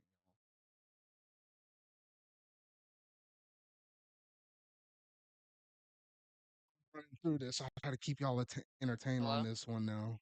Um, yeah, Hello. shoot. And I like how my computer is like halfway. Oop, I'm in the wrong chat over here. I like how my computer is halfway messing up on my thing now. Here, user settings. I think it somehow dropped my little voice thing over here. Video. All right, Stephen, can you hear me now? Well, you should Can be able. you hear? Okay, can you hear me now, Stephen? Yeah, I don't know what happened on my end. Everything No, I just think started. you were good on Yeah. your end. For some reason, Discord messed up and it like disconnected my microphone and stuff. They can still hear you on the stream, but like No, you no, couldn't I hear was. me. Yeah, no, no, I know that. I don't know. Something was happening on my end as well. It was like lagging when I was trying to open up Discord. I just reopened it. Um, Okay, so that isn't just me. I but yeah, experienced something like that earlier when I first started the show. Gosh dang, there Discord. could have just been some kind of Discord outage for a second. But yeah, Yuzu, it's a really sketchy situation in my opinion, because on one hand, the act of emulation is not illegal. Like emulation in of itself, it's already been proven in multiple court cases involving Sony back in the day. Emulation is completely legal. What is not legal is actually using the hardware, like using stuff directly from the system, like providing that stuff with the emulator. Yeah, For just getting those example, you wrong. can't like the thing that actually decrypts the ROMs, the keys are easily accessible from the people, like the creators of Yuzu, like heavily encourage you to find out where they are. They're not inherently promoting piracy, but they're not really making it hard either, you know? It- yeah, it's like walking the tightrope. It's like, hey, you can technically get this stuff from over here, but we're not actually Yeah. advocating you to do this. But through And our like services, that's what it might potentially lead to for a lot of yeah, people out there. and honestly, this should have been expected when one of the biggest games coming out for them is being, let's be honest, 1 million is a lot. And Tears of the Kingdom, I don't know if you remember from those sales reports, that game slowed down really significantly. Oh yeah, it sold like 18, 19, and somewhere like Yeah, that it within like the slowed first down a month or really, so, and then I think up until the holiday season, it yeah. basically rounded But up to get 20 million. So it tacked on like an extra couple or so, but it yeah, wasn't but as think much as about, what you thought. let's just say 1 out of 10 people, let's just say that 1 out of 10 people that emulated the game beforehand still bought it. There's a really, like, I don't know, come on. That game leaked 2 weeks beforehand. That's enough time to beat the whole game. I Yeah. guarantee you there's at least a couple thousand people that beat the entire game on Yuzu and then had no reason to buy it, especially Oh because it no, was yeah, $70. most Like, definitely. come on, Nintendo is obviously gonna do this. Like most people say, fuck Nintendo. I hate when Nintendo does this. This one I totally get. This is a game that wasn't even out yet. This happens with so many Nintendo games. Yeah, obviously they break Street Date. Things like I remember Smash Ultimate wasn't necessarily a Yuzu problem because it wasn't really out yet. But if you had a modded Switch, you could download the leaked ROM onto your system. But that's on a Switch. You have to have a Switch for that. So Nintendo still got your money when you bought a Switch. Y- The 3DS, for example, you could pirate games for how long? As long as you stayed offline, you were usually fine. Not saying I condone it, obviously, but you could do it. Yeah, so I think moving from this point forward, I think Nintendo just wants to make an example out of people and saying, hey, if you're gonna go through and emulate some games, gosh, by golly, it ain't gonna be our games anymore. And I feel like they're gonna probably try to do their best to try to make that harder or almost impossible, but somebody will eventually will Yeah, break that thing open somehow but though. there And make it there much is more the bad difficult. side of this. Yeah, make it much more difficult for them to be able to, go through and rip a ROM from this though. And I think, the Switch, the damage is already done. It's probably still gonna be out there no matter what happens with the user, but it's more like sending a message forward. I 100% agree. Don't emulate something that's on a current gen. Put your money where the developers need the support. And I didn't even have this as a topic. We heard about all these stinking layoffs everywhere and stuff. So when you hear about stuff like that, that's not a good, companion piece of news right there though. But I say support the developers where you can though. The only thing that's gonna hurt is like, 20 years in the future when you might want to play some of these games and they're just nowhere out there on the marketplace at all. So it's a very thin tightrope right there. Yeah. Because I always see people, with older games, when the whole thing of emulation versus piracy comes up, there's a ton of people that are always like, "Oh, I'd buy the game if Nintendo had it on their modern hardware." Like it's Nintendo's fault for not making these games accessible. Which, yeah, for a game like Mother 3, if you pirate an English copy of it, like an English fan translation, fine. Nintendo is literally going out of their way to not release that. That's a different story.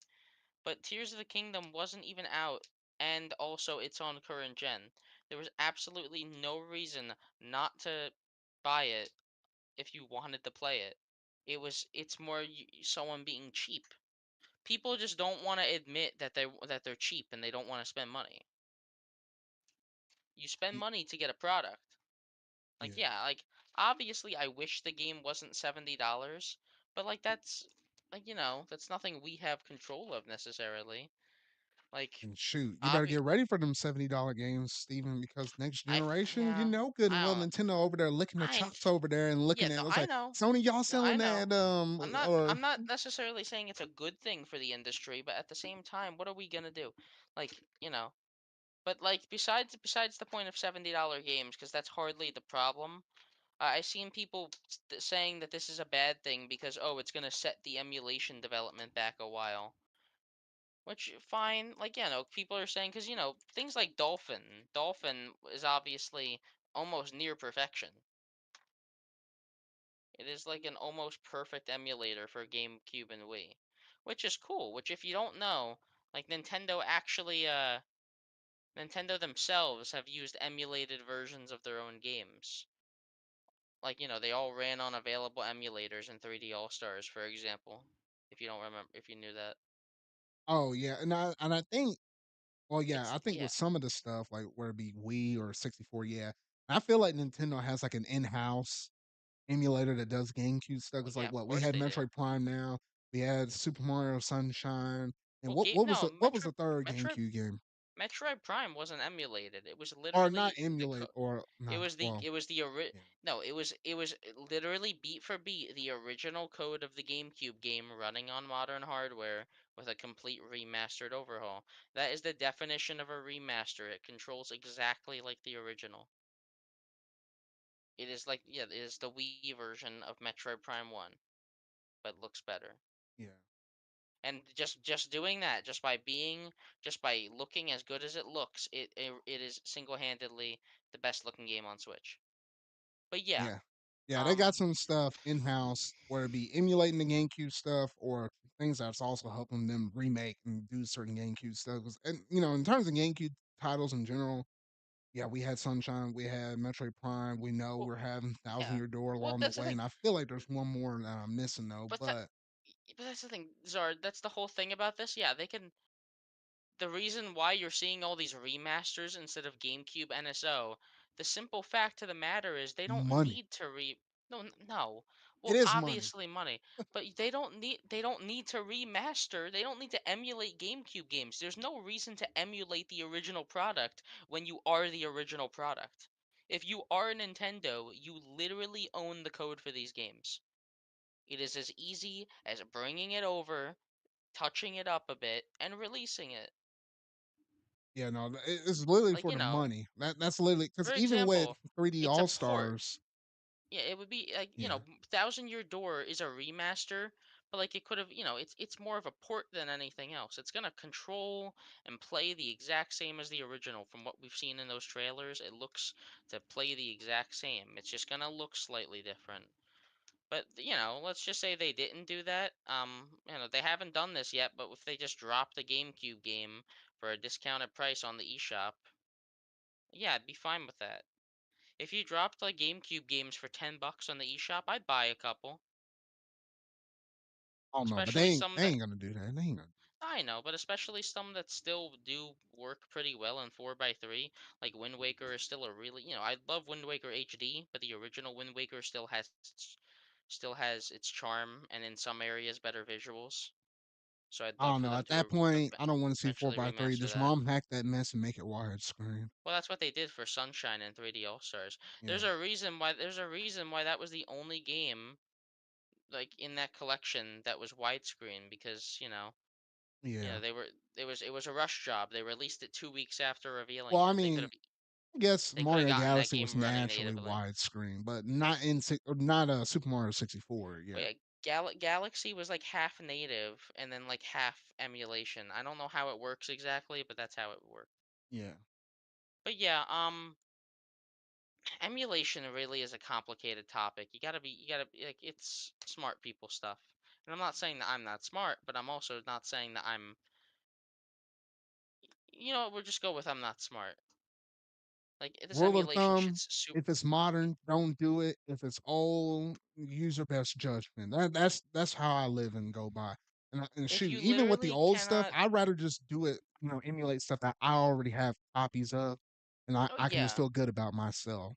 but it Not still yeah. is it still is if you are going on a website and you are downloading a copy of the game, it still is piracy at the end of the day. Like illegally, from a legal point of view, it is piracy. Hmm. You own your copy of the game. You don't own every copy of the game. You know, you own the rights to if you have a device that can rip your copy of the game onto a flash cart for if it was a DS game, if you put it onto a flash cart or just rip your ISO file of a GameCube game onto your computer, yeah, you could do that. You could back up your games that way. That's what a lot of people do, and that's what other companies even support, but not Nintendo. Yeah. And yeah, people can fight it all they want, but they will 100% win this case if it is if the evidence that they have is actually substantial. And come on, why would Nintendo sue them if they didn't have evidence? Yeah. So Like, there's no I'll keep reason to make us think about this yeah. otherwise. And I'll keep everybody updated on this because I feel kind of weird about this. It's like we got done with the whole Activision Blizzard court case. And I was thinking we are putting the court case stuff behind us. And Nintendo was like, "Gosh, by golly, put us in the ring next." So shoot. Well, here we are right now though. So it'll probably be a while. I don't expect this thing to end anytime soon. Literally, Nintendo has a bunch of money. They can almost milk these people dry of their support funds and stuff. So I think that's the reason why some people went in and started supporting their Patreon and stuff because these lawyers they don't come cheap. Nintendo got that Oh, money, but I don't know how much Nin- Yuzu and them got that got that money for. So maybe we'll I'm have to see wrong, how but this I plays think out. I think Nintendo, as of now, is actually the richest company in Japan. I Oh know no, they were high up they at one are. point. They I are saw that on Twitter. literally, Yeah. they are literally the richest company in Japan. They could literally buy, they could buy these people's opinion. They could literally bribe every single developer of Yuzu to stop working on it for a certain sum of money if they wanted to. I, at least Or just milk them yeah. dry where they don't have nothing left, and then it's like, oh Okay. shoot, well now we really Well, what ain't do you? got no money in our pocket, so we gotta stop now. Well, yeah. Well, yeah. I think. Well, I don't think Yuzu. Wait, you said there's a Patreon, right? Yeah, there's It's a like the main. Patreon I think that they use in order to help support their funding and stuff, Yeah, and then that's that's the kind of main problem interesting. there. Like, Yeah, if the Patreon is specifically for the purposes of Yuzu development, then yeah. but yeah, we can Like, go on and on about this though, but I think we gave most of our thoughts on it I'm though. like, But as the I story don't. progresses, we'll give updates time to time. But the at the end of the day, the main thing is Nintendo absolutely is in the right to do try this, but I don't think they should have at the end of the day. Personally, I still think I still think that the benefits of having an emulator outweigh anything else. Like for example, if you didn't know, 3DS and Wii U emulation, they're getting online to work for some of those games now. Now that the systems are shut down, we're getting online back for some of those games indefinitely.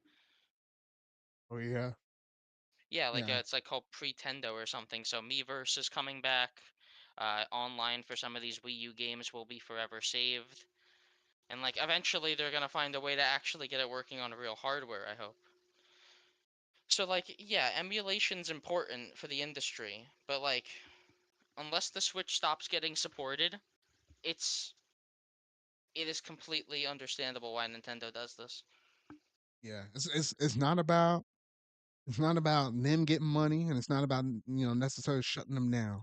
At the end of the day, it's all about sending a message, and that's what Nintendo's basically doing right now, trying to get Oh, everybody else definitely. scared and make an example out of somebody. That's their end game right there.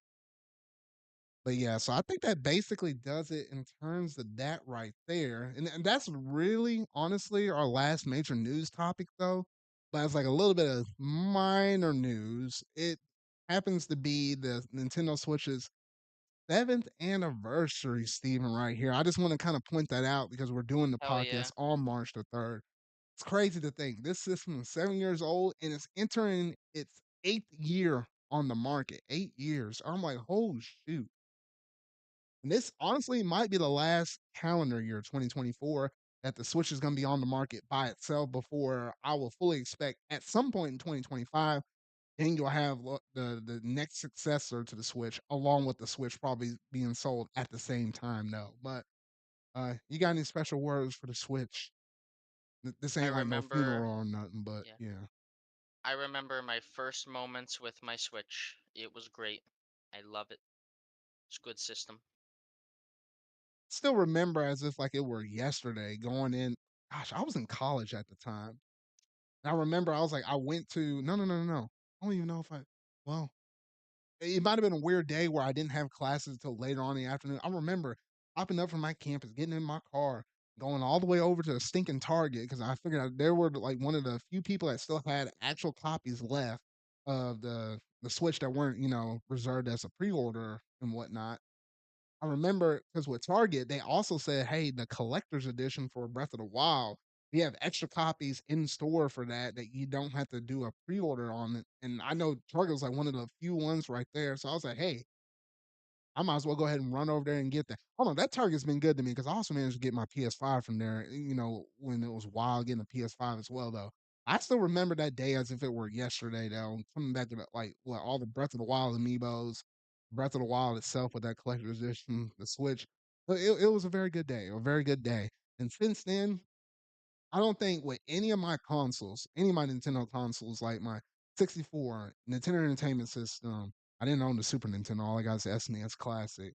The GameCube, when I went back and got that, the Wii U, none of these consoles, or even the handhelds, GBA, 3DS, DS, none of those systems I never owned as many games for when compared to my Switch. If I were to look at all the Switch games I have, gosh, I think I have a little over 70 games on this system. I ain't gonna lie.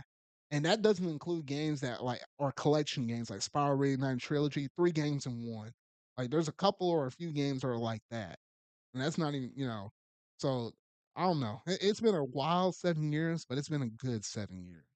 It doesn't feel like it's been 7 years. Honestly, it really doesn't. I was like, I can blink and I can think back to 2017. That was a good year. I can blink and think back to 2019. 2019 was a good year.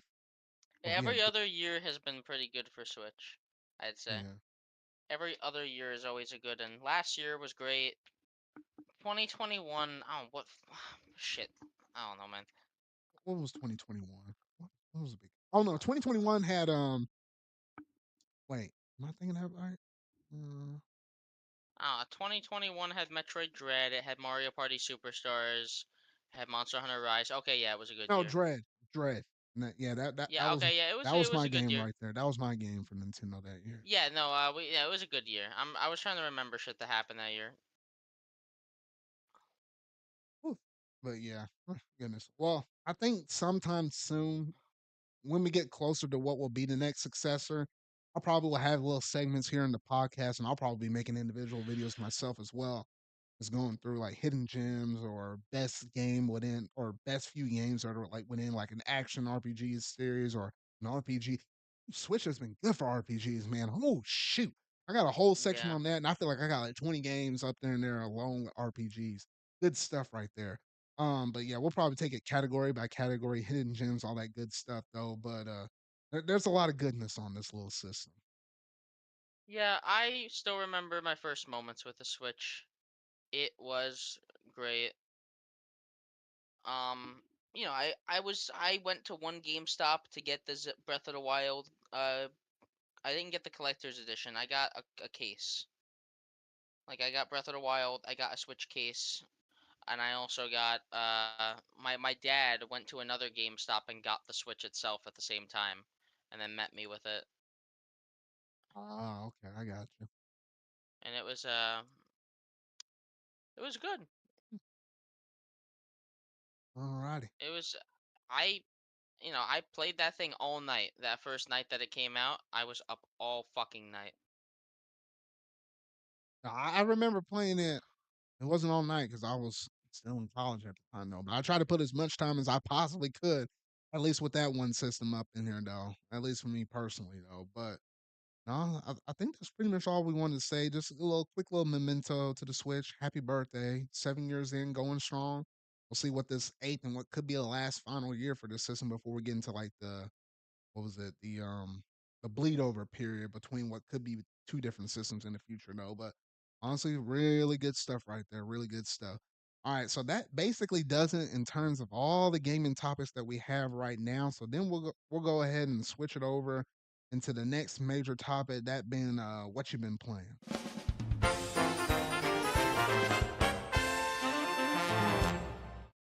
All right, now it's time for the man of the hour right here, Steven. This is where boys turn into real men right here, all right? Okay. Because we had a game that came out called Final Fantasy VII Rebirth.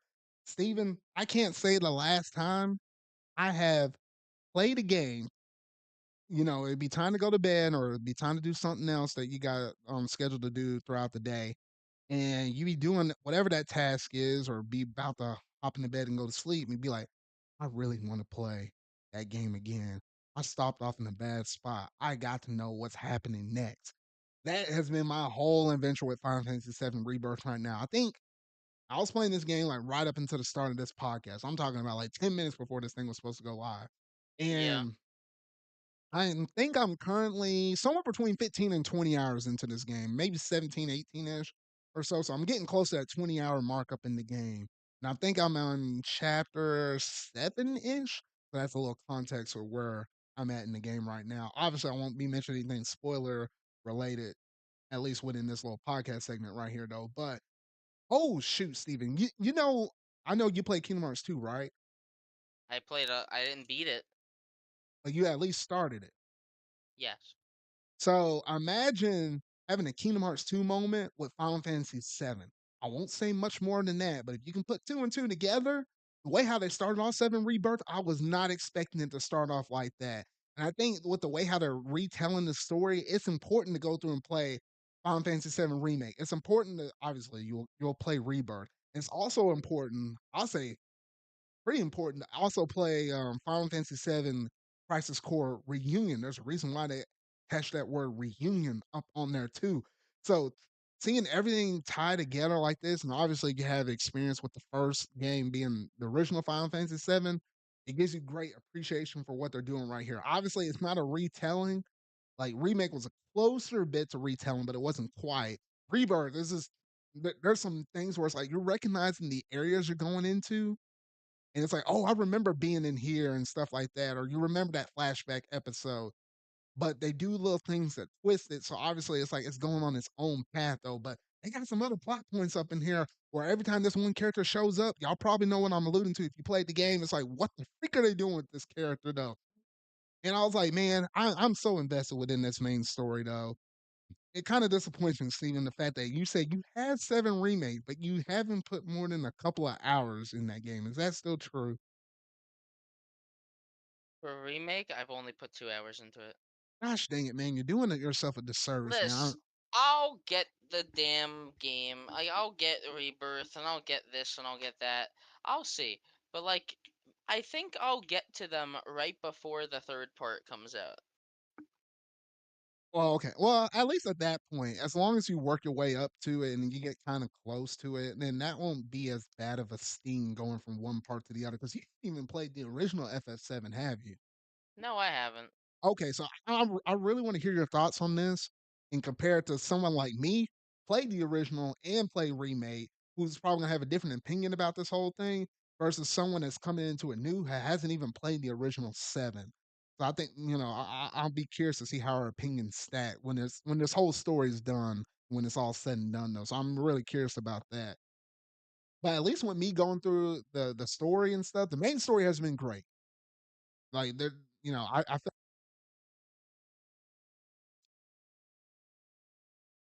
Wait. Zard, you there? Zard?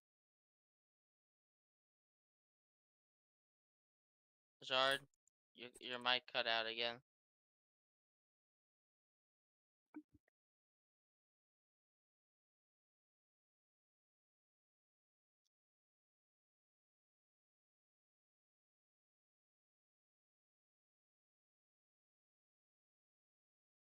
Zard?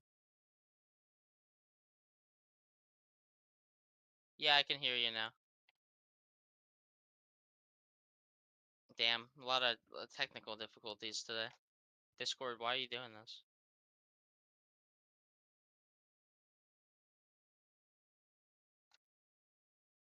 Zard? That's fine, yeah, it's just, yeah, testing, testing, testing.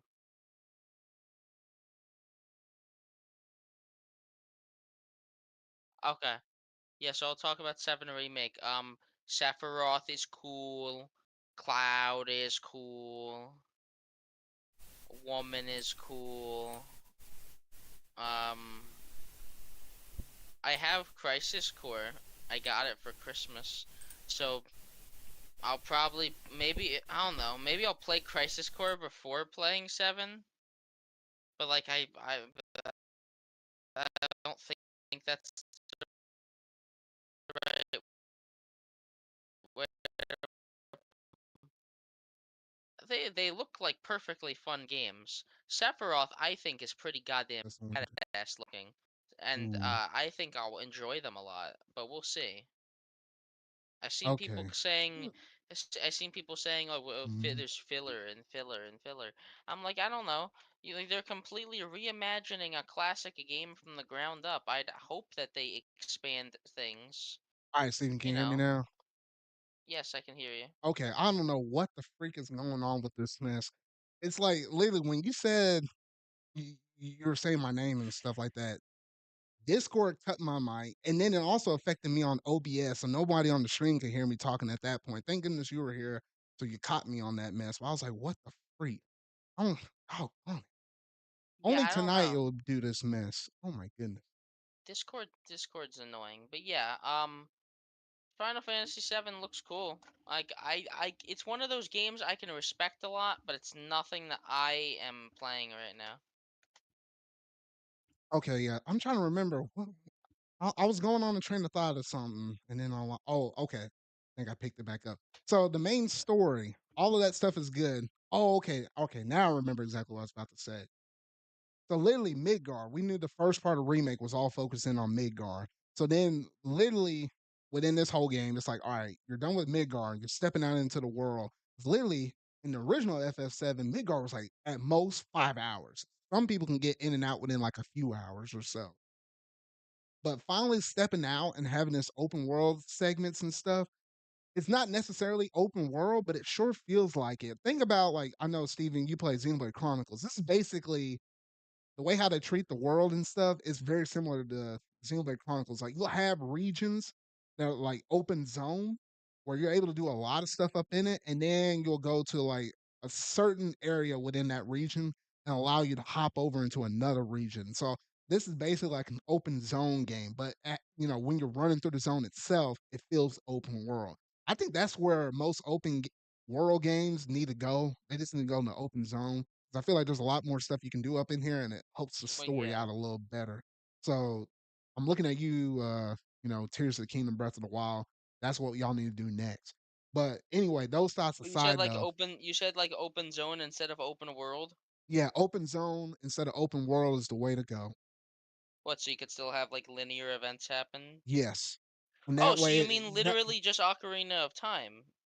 well, yeah, it's Come essentially, on, yeah, but it'll be a Ocarina lot of bigger Time. than the worlds that you saw in Well, Ocarina of Time. yeah, but like Ocarina of Time did, like, it had the groundwork for this. You could do, couldn't you do like Fire Temple or Water Temple in whatever order you wanted, from what I remember, Something right? like that. Something I like think it was, that. I swear it was that you could do Fire Temple before Water Temple or vice versa. There was at least one temple in Ocarina of Time you could do out of order. I know that for a fact. But Yeah. yeah, It's yeah, like Ocarina of Time was the perfect blueprint for a Zelda game, which is why they made so many goddamn games like it. And like, yeah, obviously I'm glad that Zelda was reimagined, but if they need to learn how to like it's kind of sad that like the coolest thing about Tears of the Kingdom was just them bringing old Zelda elements back into Zelda. Yeah. Like I don't know. It just like I love Tears of the Kingdom and Breath of the Wild, but they're not like what I'd expect from like a traditional Zelda game. They're their own beast. They're a brand new type of Zelda game. Yeah.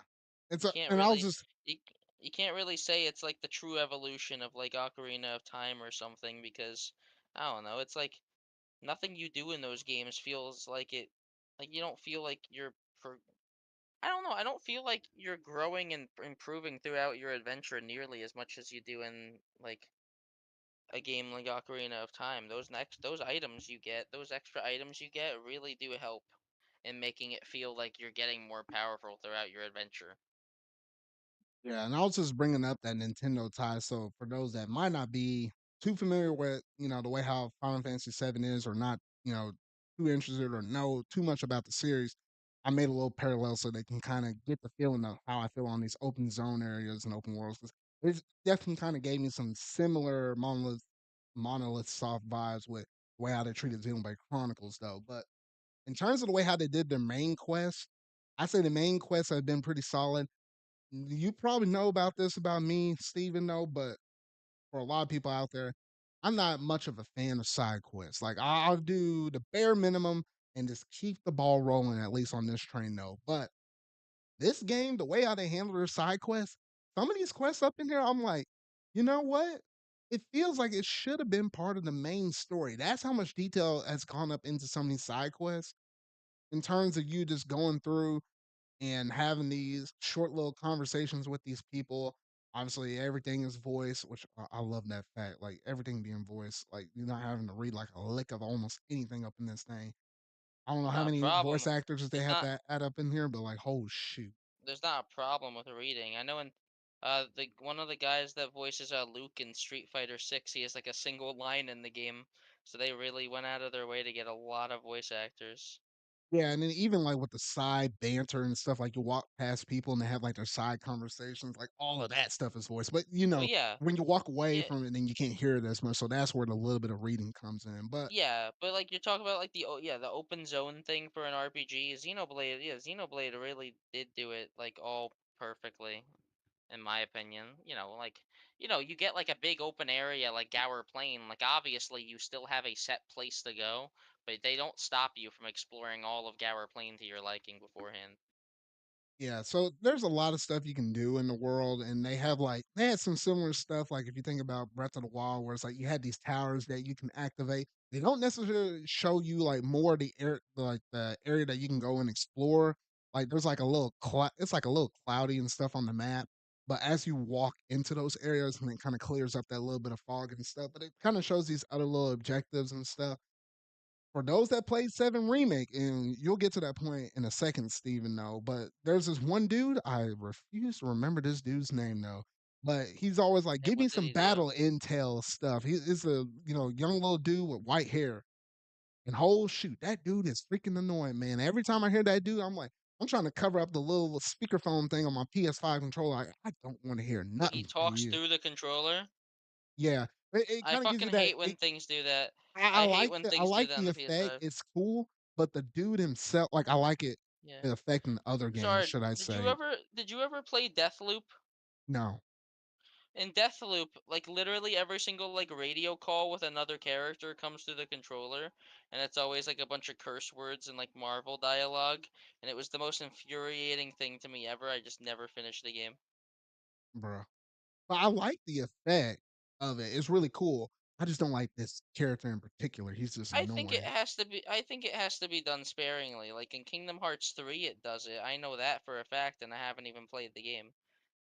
Yeah, so it's like only when you're doing certain events that's like with the exploration of the world, but not even like the side quest or the main quest really use that feature. I don't think I've seen it like once like that.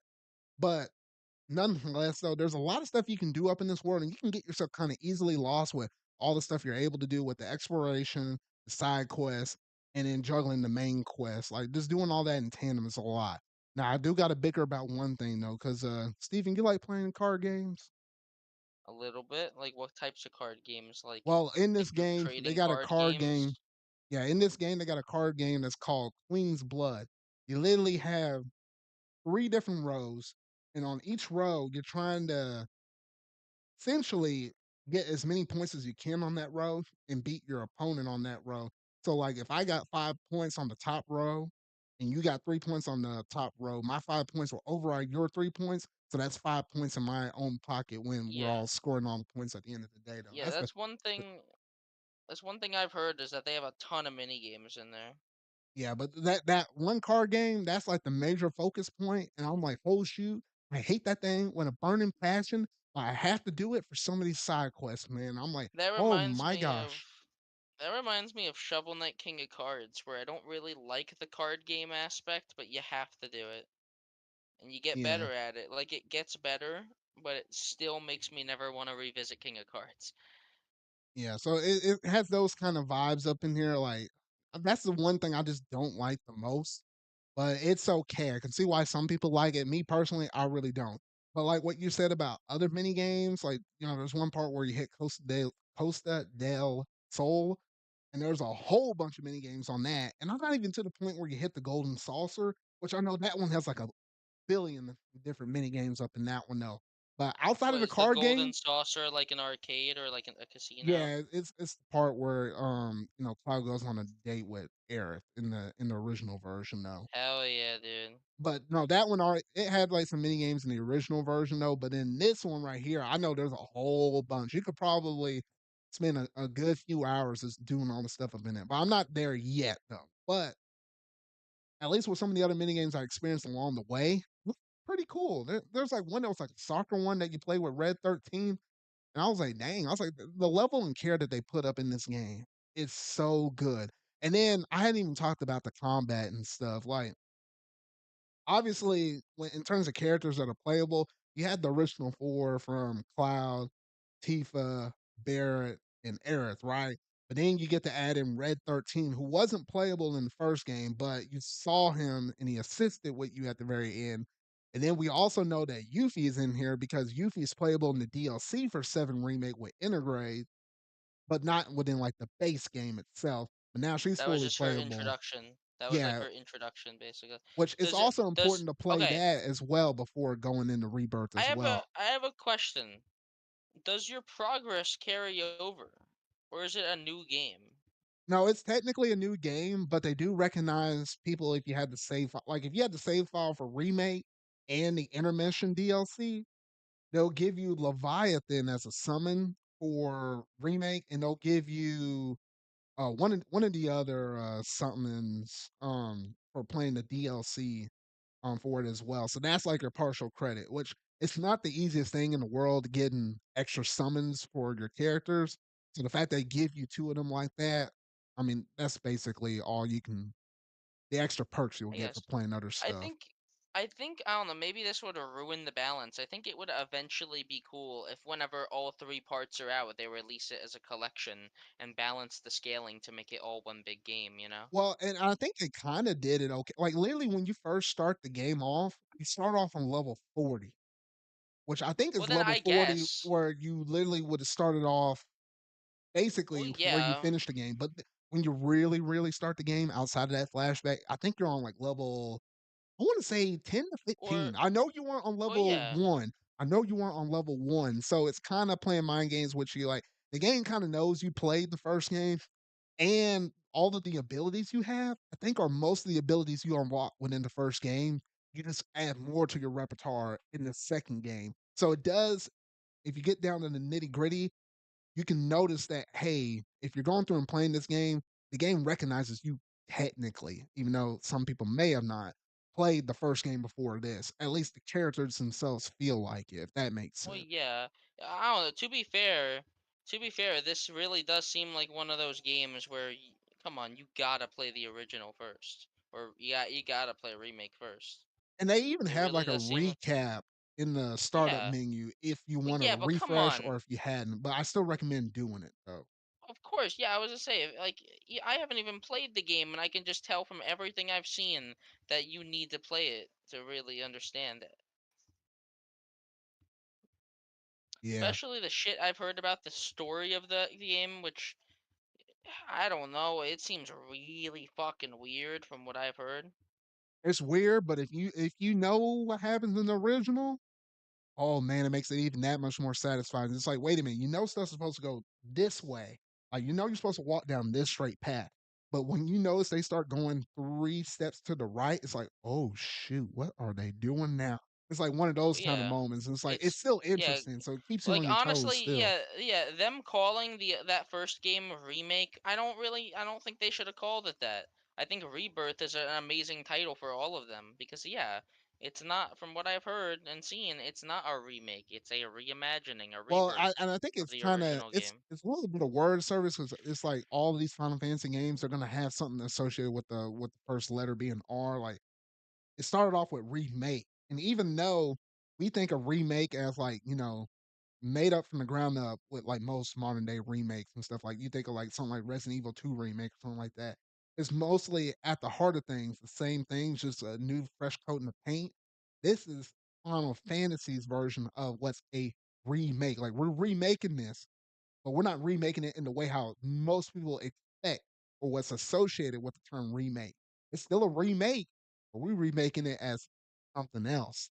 And having that little bit of a mindset in the back of your head, thinking about this with this title, is something that not a lot of people expected because we've been kind of trained a little bit differently with the in terms of the industry of what we think remakes are. But Final Fantasy flipped this mess on its head. And so I still think the title works out. It just seems a little bit misleading, but I think that's Yeah, intentional, I all seen things like considered. the main theory is that part 3 is going to be called Revival. Revival, resolve, something like I don't know what it would be, Re- but Revival seems more catchy and markety, you know? Or I seen like Revengeance, which would be a fucking funny name. revenge. People were memeing about because like Metal Gear Rising Revengeance, that was the joke. Oh goodness. No, but yeah, no, that game like it's a game that honestly I could know nothing about the game and probably still talk about it with you because it does seem interesting. It looks cool. I like how the shoes kind of flipped on this one because originally, when the original Final Fantasy VII remake came out, I didn't have a PS4 at the time, but Sonic here was on the podcast with me, so he was explaining the stuff to me. And now, the story has flipped. I got access to playing Rebirth, but you hadn't gone through it yet, so now I have to break things down for you. So it's kind of interesting how things flip though. But I'm all here for it though. I actually bought the what was it the deluxe edition, so the one that came with the mini art book, the CD, and and a couple other things as well. Though obviously the game itself and the steel book. So yeah, I'm fully invested up in this thing. I love all the characters. Yuffie is a really nice addition whenever she finally joins her team, though.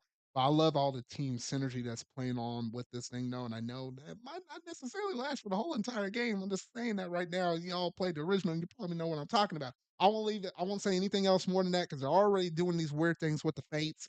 So nothing's 100%, 100% guaranteed play out how we normally would expect it. So I'm just going to leave it like that, though. But nonetheless, Rebirth is a phenomenal game. If you want to hear me talk about more about Rebirth, I'll have a video go up on my channel. Oh, more than likely at some point before we go live with our next podcast episode 74, because I gotta basically turn this into like an individual video because I know a lot of people would just tune in just to see that versus trying to fish through this whole entire podcast just to hear some of my raw impressions. And I just kind of been spitballing most of my stuff. So I gotta get a little more organized with this stuff. But nonetheless, phenomenal game. Steven, hop in on this mess, man. I don't know why you've been holding out on me, man. You need to get up in it so that way I have someone to talk to about this mess. I probably will. I gotta see. Like, yeah, like like obviously it's probably gonna be a bit of a slower year, but right now, I just beat Mario versus Donkey Kong, and I've been playing Helldivers 2 recently, which I don't know if you know anything about that game, but it's a cooperative, like, not it's like a cooperative third-person shooter where it's Oh, so very you actually inspired. have it. Did you get it on Yes. PlayStation or you get it on PC? I got it on PC. No, well, now that you got it on PC, I was thinking It has crossplay. I was almost about to convince myself. I was like, maybe I should get that game. But from what I heard about people saying about it, it's like if you play it by yourself, it sucks. But if you play it with a group of friends, or even if it's just one person you know, Yeah, I heard that it's a that's lot true. better. Because it's like It I that heard. that Oops. it is true. Definitely need to play that with friends. No, but like as I was gonna say though, it has crossplay, so it doesn't matter where you buy it. Oh, okay. Well, that's cool. Because I was thinking, I was like, I think I heard from one person. It's like when you're playing through the missions and stuff. It's like, hey, you might be rambling on to your teammate and be like, hey, I need you to get over here so you can drop this Yeah, stick like in I mine need over here. help. Oh man, they're about to blow up everything. So we need to get the heck out of Dodge. Like, come on, it's time to go. Stuff like that, I guess, is what kind of makes the game exciting. So No, I have like to no, say, yeah, like you can throw down airstrikes and you need to communicate with your team and tell them where you're throwing it down. And the thing that really puts the finishing touches on the game is that there's friendly fire. oh gosh, You could just fucking kill each other on accident, which is really funny. Like I was playing with someone the other day, and like they throw down like a napalm strike across the entire fucking map that I was on. And they're like, "Okay, I'm putting a napalm strike down," and then I you're just like, wait, scream. what? No, I just screamed, I'm in the fucking middle of the map. What are you doing?" And I blow up Did he kill you? like something like that. Yeah, Oh like man. it's a fun game. That's all I could say. It is definitely one of those games that's just as fun to watch as it is to play. Is Okay, cool. I might pick that up at some point. And if I it's do, yeah. I might get it on PC. Like the best part about the game is that it's not PvP. It's not gonna piss Oh, you off or anything. no, It's no, no, just a no, no. Maybe I PvE will game. get it on PC because of the fact that online stuff costs on PlayStation. So maybe in the future if I Yeah. didn't have PlayStation Plus, so yeah, I'll probably just get it on Steam at some And point. it's a game that will probably have a pretty lasting community because the first one did for a while. I was just gonna say this one like basically the whole point is that like you know your squad and like literally every other player in the world is working towards like these group objectives where we have to liberate planets. Every single mission you do does a small tiny percentage of the planet liberated. Uh, So it really is the entire community working towards beating the game. hmm, okay, okay. Like, I did things hear about those crazy stories planets will get about taken back. I did hear about those stories about how it was hard to get into like the lobbies for you to play the game. Have you experienced anything like that? For a whole week, yeah. For a whole week I couldn't get in. It's like when did you buy the game? I bought it like 3 days after launch. Oh, okay, yeah. So you got in the heat of the moment. Okay, yeah. No, but yeah, I could not play. Well, I could not hear. Am I saying hearing? Yeah, I could not play the entire game for a week. Dang. No, but like I was trying to get in. It was just kind of annoying. Mhm. Yeah, because from what I But hey, heard, some people were just leaving their games on and running in suspension, like when people go out to work or do something and then come back and then just get back in because it's still logged in as them or little stuff like that. I was like, bro. yeah, no, it I seen like the funniest part was the posts online, like people saying, "All the Helldivers players, please keep waiting in the queue for democracy. Yeah. For democracy, we must wait in the queue so we can all get in together." Because if you Oh. don't know, the game is heavily inspired and like that game is extremely inspired by like old propaganda from America. The whole like 1950s and shit America, like I'm doing my part, you know. Oh, okay, I got you. Like that type of deal. Like, the war effort. It's all about the war effort. Let me see here. I guess in terms of games I've been going through and playing, I did manage to finish Persona 3 Reload somehow, Steven, right before Final Fantasy 7 Rebirth came out. Like I think I You finished it with got like lucky. 5 days before that game dropped. I was like, oh, thank goodness. The whole shoot, that game was freaking phenomenal, man. I loved every single aspect of it though. It got me to tear up at the end of the game. So I was like, yeah, like the Persona series and me, we tight like that now. Because at first I was like, well, I love Persona 5, but I was like, I can't 100% say with certainty I was going to love the series in general because you got to at least play like a couple of games in the series, though. But three was great. I loved everything about it though. So I was like, okay, yeah, now I can say I'm a full blown Persona fan. Mainline series wise, because I played things like Persona 4 Arena Ultimates and Persona 5 Strikers and stuff and like that. But no, everything about that game was so good to the point where I actually made like a little side video thing on the side. I probably will schedule it to drop sometime this week on my channel though, like because there's like the opening video when you start up the game for like it's like a minute and a half, like think of like an anime opening, but like they did like an animation thing for the game when it first starts up.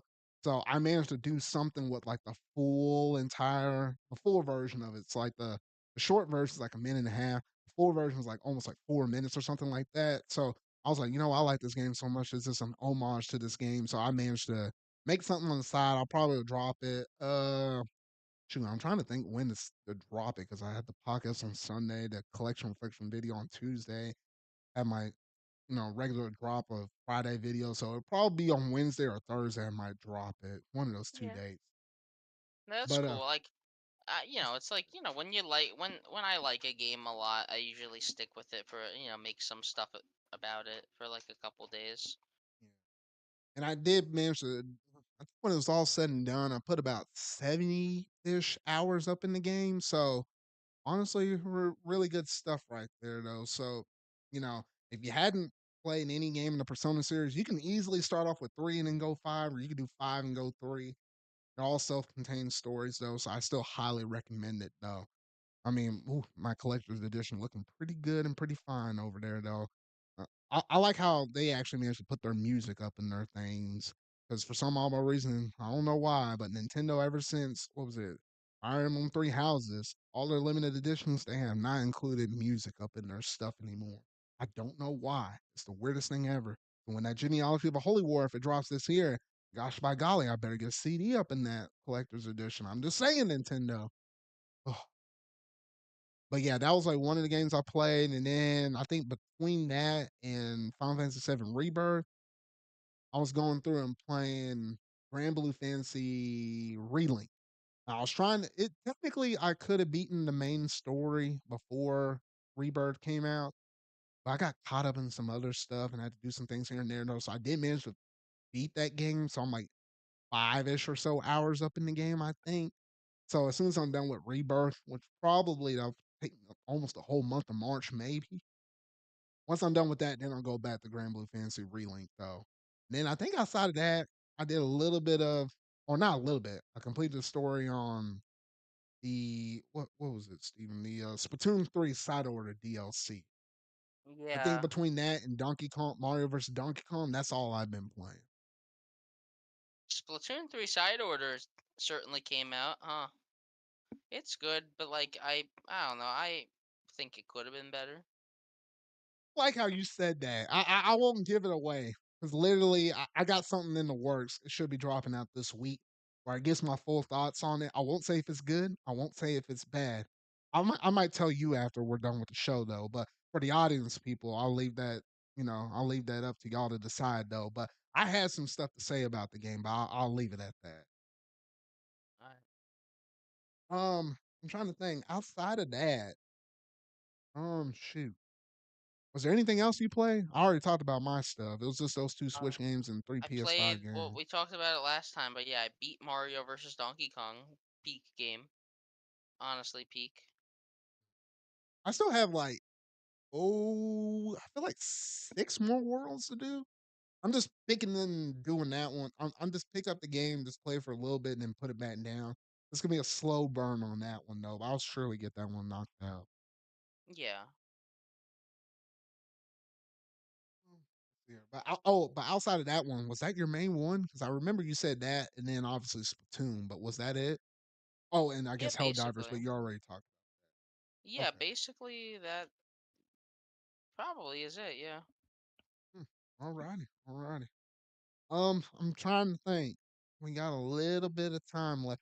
We'll run the segment. Gosh, by golly, it's not. We're not running nearly bad on time, even though well, my 2 hours is almost up, but it's not as bad as what we were doing the last episode. Because gosh, by golly, man, we were in that one for a hot second though. So we'll go ahead and move over to the last segment of the evening. That being so about that show.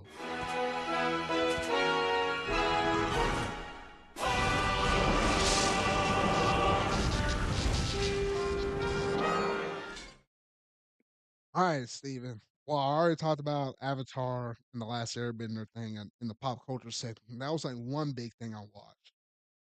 Another one I watched. I actually watched this with my cousin. We should have really saw the I guess the previews for this thing, and I probably would have alluded to it though. But I did manage to see that new Demon Slayer anime movie in theaters, which honestly, for all those that don't know, I highly recommend not watching it in theaters because literally, I would say 75 to 80% of that whole movie was just recap. And the last little bit of that movie, I'll say 20, 30 minutes was literally the new stuff, but it's probably just enough content with the new stuff to where it's gonna be episode one of what will be the new series for that. So that's one movie I would recommend not going and watching. Thankfully, my cousin burned it on I guess his movie reward points, so it really only cost him $5 between the both of us though. So we didn't get burned that bad. I felt like Steven, I saw some other movie. I can't put my finger on it though. But did you see anything cool lately? Movie wise, no. Movie or I show? watched I watched Starship Troopers, which if you don't know is like the movie that is also a main inspiration for Helldivers too. Have you ever seen Starship Troopers? The name kind of sounds familiar, but no, I don't think so. It's where the meme like I'm doing my part comes from, if you've ever seen that meme. No, I don't think I have. It's it is a funny movie. It is like entirely like satire. Like it is like just making fun of everything about like the 19 like that era where everyone was like in the war efforts. Hmm, It's a funny movie. That's all I'll say on it. yeah, okay. Dude, I really felt like I saw another movie, but I can't put my finger on that mess. Yeah, I don't know. I can't think of anything. Gosh dang it. All right, but obviously I've been watching some anime stuff as well though, and I yeah, we're so far deep in the season. I know I talked about all this stuff though. So Steven, I'm gonna come with you again with the show because you should have been watched it by this point though. But No, what is stopping you from watching Shangri-La Frontiers, man? I know you're gonna like that mess. I don't know. I think no, between Shangri-La Frontiers Don't fucking and say it. Now I'm not watching Loki. no, not Loki. I wasn't saying that. Oh, okay. The other one being, even though you should, even what's the other one? Solo Leveling. Those two shows, I really think you're gonna like. I'll probably have to literally pull you down one evening and say, "Look, fire up Discord. I'm gonna show you this mess." And I'll literally have to pull you in for like episode one and two, and then that might hook you right then and there. You will never take me alive. I'm trying to tell you, man. I'm trying to open your eyes, man. There's a lot of good stuff out there. Uh, well, between that, me rewatching Avatar and stuff, I think that's basically it in terms of most of my watching stuff.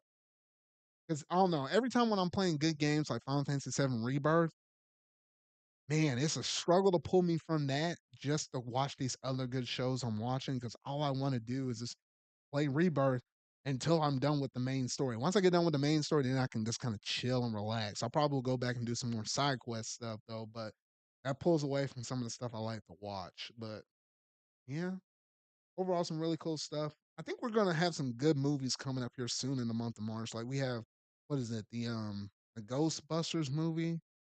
Oh yeah, Ain't Dune Part 2 just came out. I don't know if you care about Dune. shoot. I remember Sonic you talking about Doom One. And I told him I was like, hey, at some point I need to sit down and watch that movie because it got Zendaya up in there. He's like, one of my favorite actors right there. Man, she fine. Anyway, but Oh my anyway, god. I would say that I need to try that out, but I just never got around to doing it. Ugh, I had to put it on my list. Ain't it on HBO Max or something like that? I don't know. Mhm. Or wait, no, they just call it Max. They don't even call it HBO. Yeah. Let's see here. We have that. I know we have, what is it? Godzilla versus, or not versus, Godzilla and Kong, that new movie. It should be coming out soon. And there's Yeah. one other thing. Oh shoot. No, we're in the month of March now. That X-Men show on Disney Plus is gonna come out some point this month though. Which that show looks cool. I didn't expect it to look cool, but it does. So yeah, when that comes out, I'll give my thoughts on that show as well. And I still need to sit down and finish the rest of Marvel's What If. I still hadn't sat down and watched all the episodes yet. I think I watched a few. I still gotta watch the rest. But yeah, I think outside of that, that's basically all I've been in the, or me and you, Steven, have been up watching, at least lately though. And with all of that said, that basically is gonna do it in terms of my ZardCast episode 73. So a lot of stuff has happened, I would say, within the past couple of weeks. Thanks for bearing in with me with all of the audio difficulties if you happen to be watching this podcast on my YouTube channel or on YouTube Music. But if you happen to be watching this on any of my audio platforms, whether it be, Google Podcasts, while I think this is technically going to be the last one Google Podcasts is going to exist before everything moves over to YouTube Music. And then obviously iHeartRadio, Spotify, Amazon Music, Apple Podcasts. Did I say Spotify? I might have. But yeah, if You you're might have listening on said one of Spotify. those, I probably would have did the edit, so you probably wouldn't have noticed any of those weird hiccups though. I don't know. Discord and my computer. I don't know. It even affected you, Steven, a little bit though. So I don't know. Maybe tonight was just a weird off. But Steven, let the fine people know where they can find you at. You can find me on Twitter at Steven Jr. 1231. That's about it. You got any projects you're working on? How's your animation stuff going? That's going good. I've been 3D modeling the last few days. Hmm. It's going good. I'm making some FNAF stuff. Okay, okay. Alrighty. Well, that is gonna do it for my Zarcast episode 73. I already gave out the whole spill and stuff about where you can listen to me at though. But obviously, me and Steven, we always go live here on my channel. 9 p.m. Central Standard Time, 7 p.m. Pacific time, every other Sunday night, because this is a bi-weekly podcast though. So thank y'all tuning in so much to hearing our thoughts on, Final Fantasy VII Rebirth and Nintendo Direct, the Pokemon Presents, Nintendo suing Yuzu. We'll have to keep an eye on that court case though. That should be fairly interesting though. But that's gonna do it for this episode though. So if you really like this video, make sure to hit that like button, go ahead and hit the subscribe button and that bell to stay up to date on all things video game related. I feel like talking about and discussing. And obviously, if you listen on one of my podcast platforms, the audio only version, make sure to go ahead and hit a like button there, review. Just we're just a couple of dudes on here just talking about things, gaming, some things pop culture segment, and everything else in between though. But yeah, give us all your thoughts down in the comment section down below on any of these other topics. But that will do it for this episode though. So remember y'all, until whatever video I make next, until my next ZaraCast episode 74, I'll see y'all later.